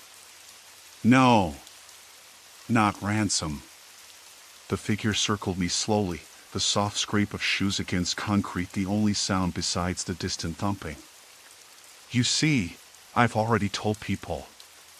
Or rather, I'm telling them. There's an audience listening, watching. And they're waiting for your confession. Waiting for you to tell the truth." My mind raced. An audience? Watching. How? I strained my ears, trying to find any sign of cameras or speakers, but the room was silent except for that steady mechanical thud and the sound of footsteps. "Who's watching?" I asked, my voice trembling. "Who are you talking to?" The kidnapper paused in front of me, the dim light catching a glint of metal in their hand, a small device, maybe a phone or a remote. Does it matter? What matters is that they know everything. Your darkest moments. Your lies. Your betrayals. The words came out slowly, savoring each syllable. And if you don't speak first, they will. In real time. Every secret, every shame, every sin. I shuddered, the weight of those words pressing down on me like a stone. My mind flashed to memories I'd buried deep, things I never wanted anyone else to know. Moments of weakness, of cruelty, of failure. Could this person have found out? How? Why me? I whispered. "Why are you doing this?" The kidnapper crouched to meet my eyes. "Because you thought you were untouchable. Because you hid behind a mask and fooled everyone. But no one is beyond reach. No one." I swallowed hard, the taste of dust and fear thick in my throat. "What do you want me to do?" The figure stood, the smile fading into something colder. "Confess. Tell the truth. Not just to me, but to them. Your audience. Because once you start, there's no turning back. But if you don't..." They held up the device, and a soft static buzz filled the room. Then a voice, distorted and cold, came through the speaker. "We're listening." I closed my eyes, the silence pressing in again, but this time it was different. It was waiting. Watching. Judging. I was trapped. Not just in this basement, but in the spotlight of my own worst fears. And the only way out was through the truth. With a steady breath, I began to speak, each word cutting through the dark, unraveling the lies I'd hidden even from myself. I kept talking, though every word scraped raw against the walls of the basement, bouncing back to me in echoes of shame. When I stopped, the kidnapper didn't say a word. Instead, they moved back to the far corner where a small table held a laptop, its screen casting a pale blue glow in the darkness. I could see the faint flicker of words scrolling across it, my name, dates, locations, faces. All of it collected meticulously, like a dossier assembled by someone who had been watching me for months or years. But how? And why? The silence pressed on me until the figure spoke again, voice low and deliberate.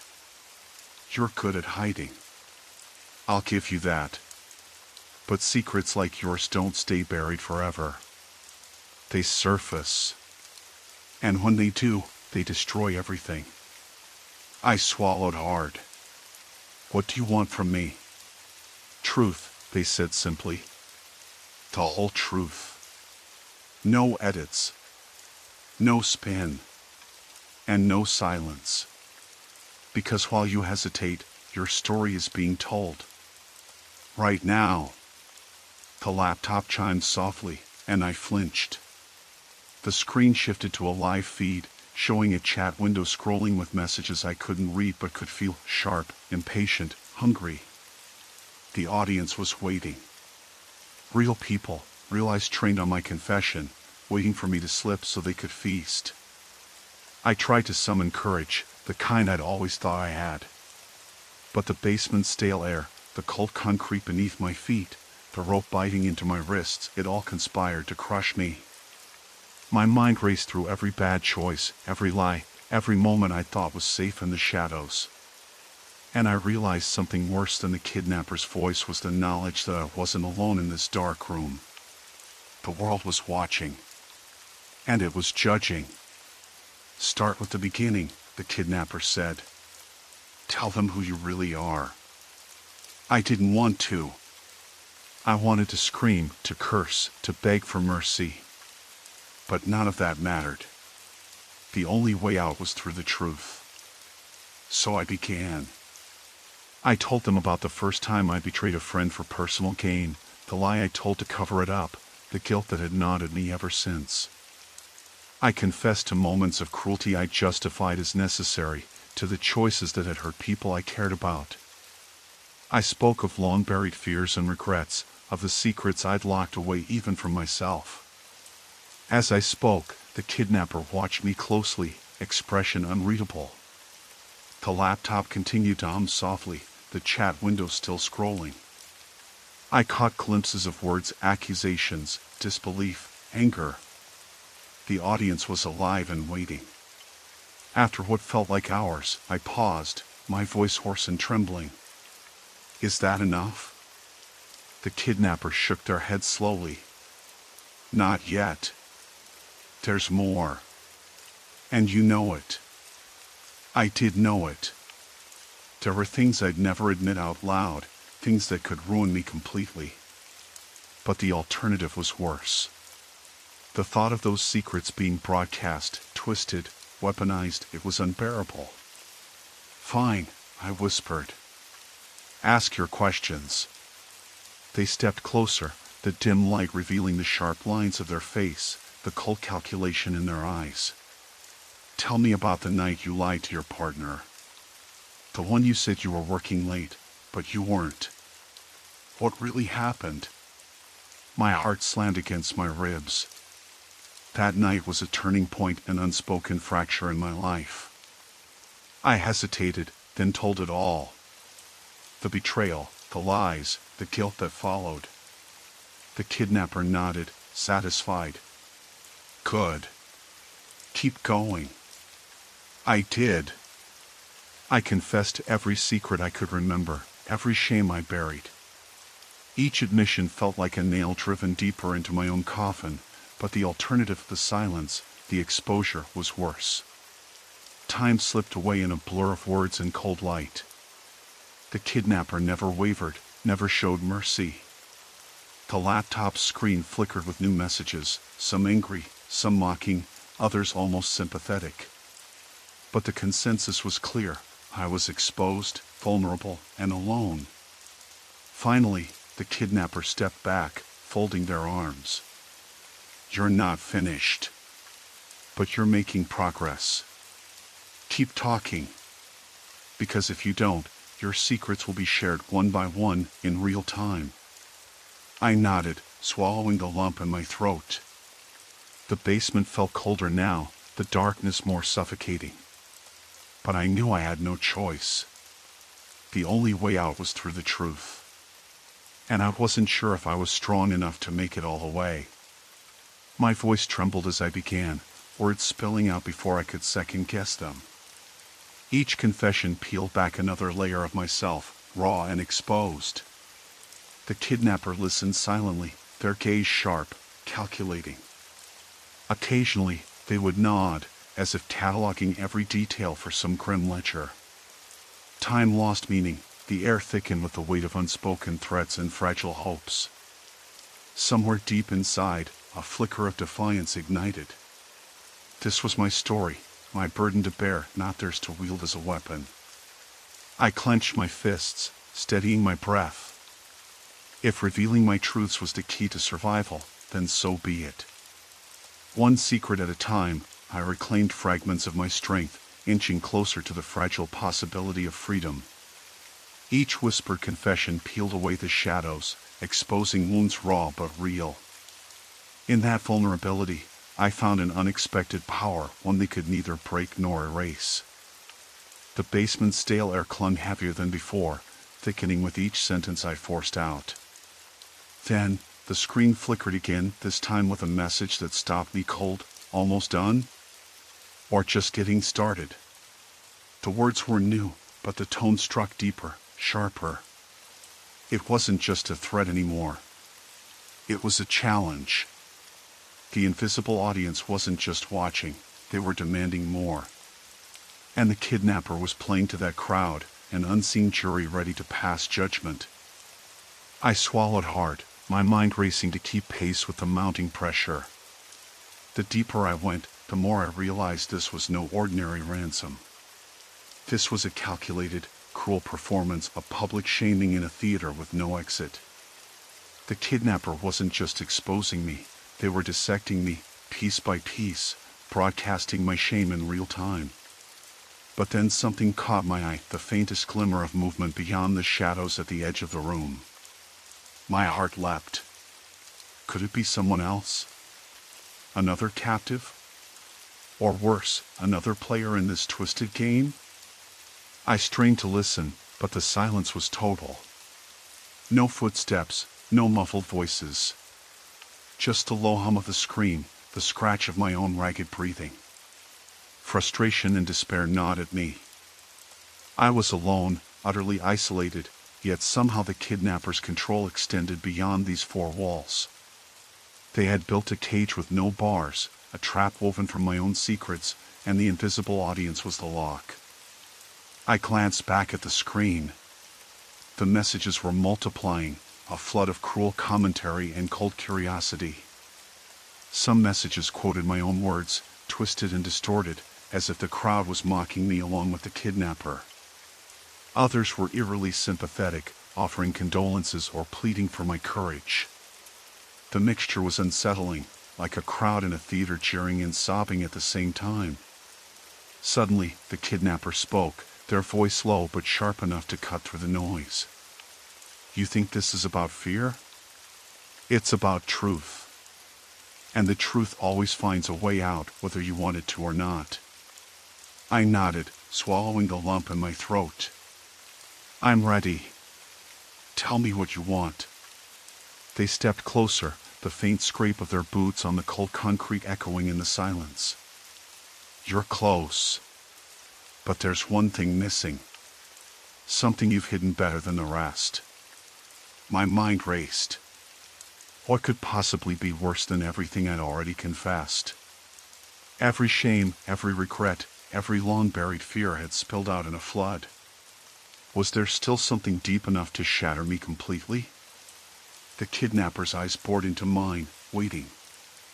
I shook my head slowly, the cold sweat prickling down my spine. I don't know what you mean.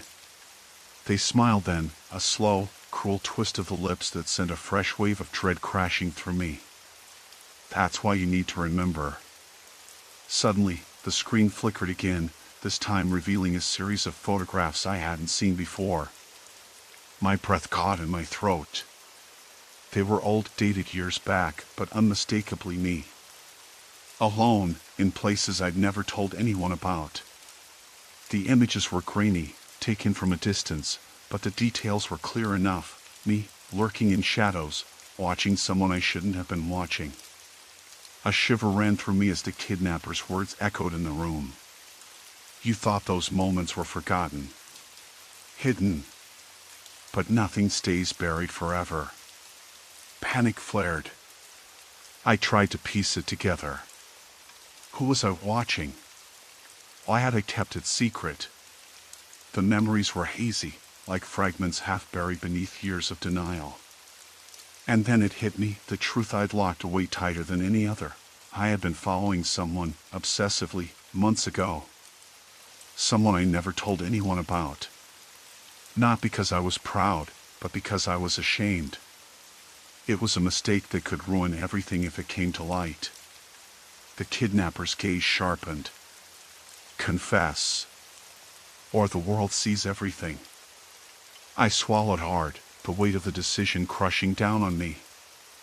I was at a crossroads, reveal the darkest corner of my past or let it be dragged into the light by a crowd hungry for spectacle. My hands trembled as I forced the memories out, each word a knife cutting through the silence. I told them about the nights I'd followed that person, the obsession that had consumed me, the shameful reasons why. I confessed the lies I told myself, the guilt I'd buried deep. The kidnapper listened without interrupting, their expression unreadable. When I finished, the basement seemed to grow colder still. Then the screen flickered one last time. The messages slowed, then stopped altogether. For a moment, there was only silence. And then the kidnapper spoke, their voice softer, almost hesitant. You've crossed a point of no return. There's no going back now. Fear and something else, something like relief, washed over me. I had bared my soul to a faceless crowd, exposed everything I tried to hide. And somehow, in that vulnerability, I felt a flicker of power. The kidnapper untied my wrists slowly, deliberately. You're free to go. But remember, this story isn't over. Not until everyone has heard the last word. I stood unsteadily, the cold basement walls closing in around me. The weight of my past still hung heavy, but the invisible audience had lost its hold, at least for now. As I stepped into the dim light beyond the basement door, I knew one thing for certain: the darkness wasn't behind me. It was waiting, just beyond the edge of the light, ready to pull me back in if I ever let my guard down again. The stairwell groaned under my weight as I climbed, every step a surrender to the unknown.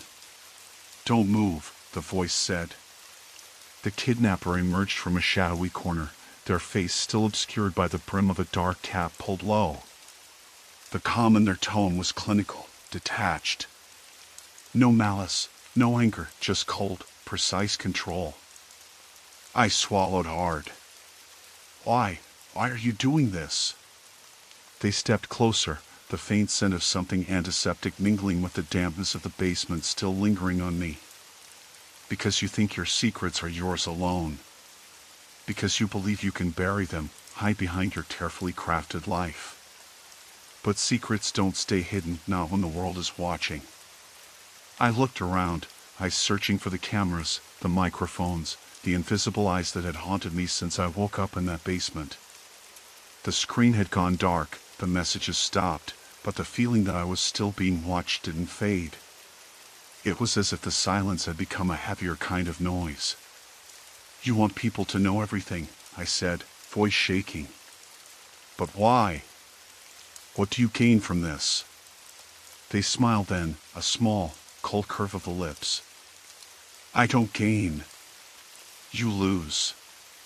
And watching you lose is enough. The walls seemed to close in. My heart hammered against my ribs like a frantic bird trying to escape its cage. I was trapped again, but this time not by ropes. This time the bindings were invisible, a web of fear, shame, and exposure. "Show me," I said, voice barely above a whisper. "If you want to punish me, then show me what you have. What have you told them? Who's watching?" The kidnapper paused, then gestured toward a small monitor mounted on the wall. The screen flickered to life, and there it was, the chat log, rolling endlessly like a cold river of accusation and judgment. The messages were brutal, intimate, dissecting every scrap of my past with surgical precision. Names I had never wanted uttered in public. Failures I thought were buried. Moments of weakness and cruelty laid bare for an audience I couldn't see but could feel in every nerve.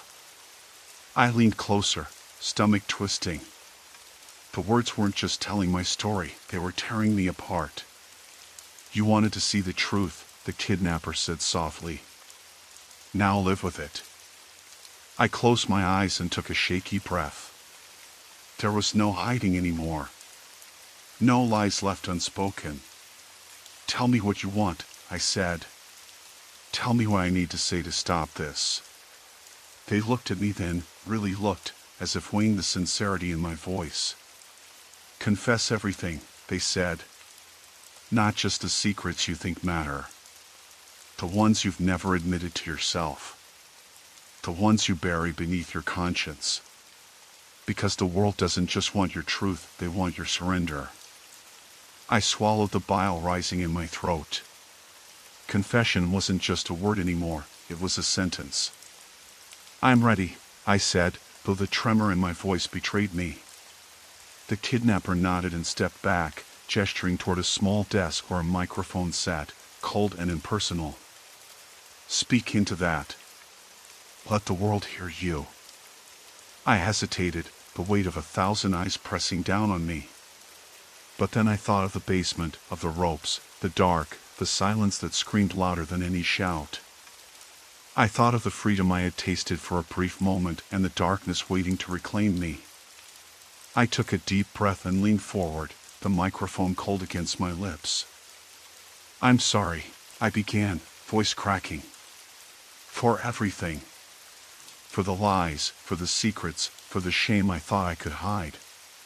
The kidnapper watched silently as I spilled my soul into the microphone, every confession a brick pulled from the wall I'd built around myself.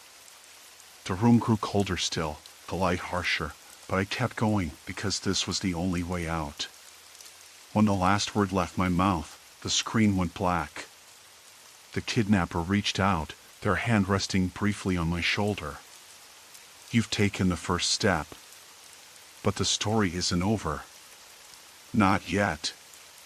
As they turned away, the door to the outside world creaked open. I stepped into the light, but the shadows followed close behind. The corridor stretched before me, long and narrow, lined with cracked plaster and flickering bulbs that hummed with a nervous energy. Each step echoed like a drumbeat, marking the uneasy rhythm between past and present.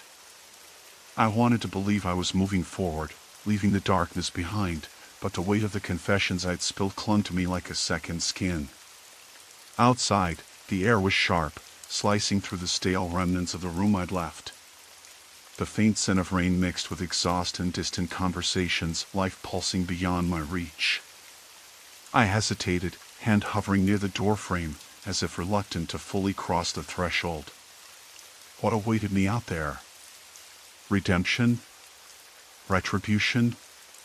Or simply more questions wrapped in uneasy silence? The kidnapper's words replayed in my mind, a haunting echo. "The story isn't over." I wondered if they meant me, or themselves, or the tangled web we'd both become entangled in. Somewhere deep inside, beneath layers of fear and regret, a fragile hope took root.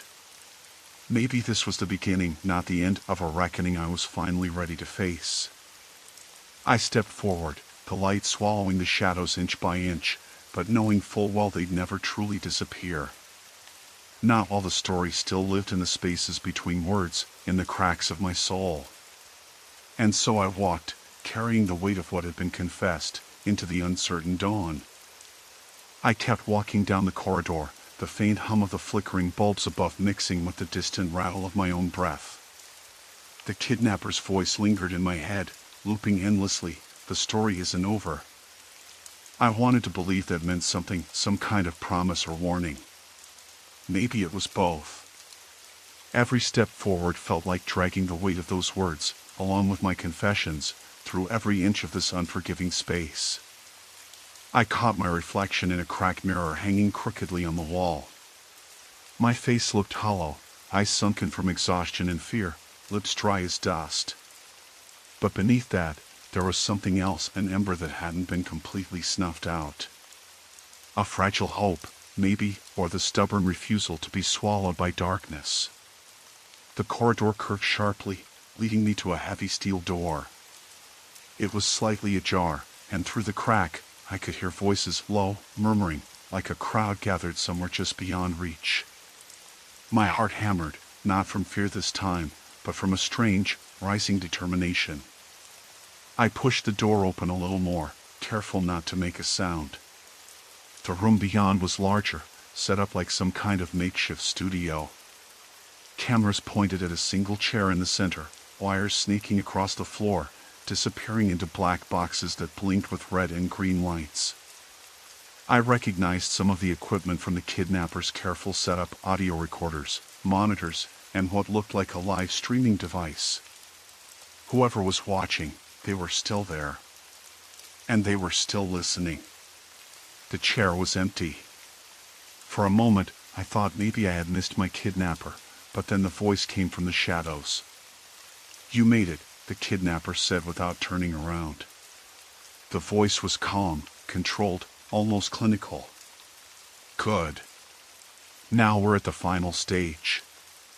I swallowed hard, heart pounding. Final stage of what? The kidnapper stepped forward, revealing a pale face framed by dark hair, eyes sharp and cold. "The show, of course. The confessions. You've given them everything, every secret you tried to bury. But the audience wants the truth, the whole truth. And that means what you haven't said yet." "What haven't I said?" My voice cracked, the weight of the question pressing down on me like a stone. "You haven't told them about the guilt you carry every day, the things you did to protect yourself that hurt others. The lies you told to your family, the people you pushed away. You held back because you were scared. But they need to hear it all. Otherwise, this story is incomplete." I looked around the room, the cameras blinking like unblinking eyes. The invisible audience was real. They weren't just voyeuristic voyeurs feeding off my shame, they were intentional, deliberate. The kidnapper had created this nightmare to force me to confront myself in front of thousands, maybe millions. "I don't know if I can," I admitted, voice trembling. "Some things are too dark, too painful." The kidnapper's face softened for a fraction of a second. "That's why you're here. To face it. To own it. Because if you don't, the world will hear it anyway. On their terms. Without your control. And believe me, they won't be kind." I sat down in the chair, the cold metal biting into my skin. The kidnapper handed me a microphone clipped to a thin wire. "Start when you're ready." I closed my eyes, took a breath, and began to speak. I told them about the night I made the choice that shattered my family, the lie I told to cover it up, and the way I watched trust dissolve around me like smoke. I confessed how I'd blamed others to keep my own hands clean, how I avoided calls and messages from people who needed me most. I spoke about the nights I sat awake, replaying every hurtful word I'd said, every selfish act I wished I could take back. With every word, I felt the invisible weight shift. The cameras didn't blink. The audience didn't cheer or jeer. They simply listened, as if waiting for the sound of my own truth to fill the emptiness.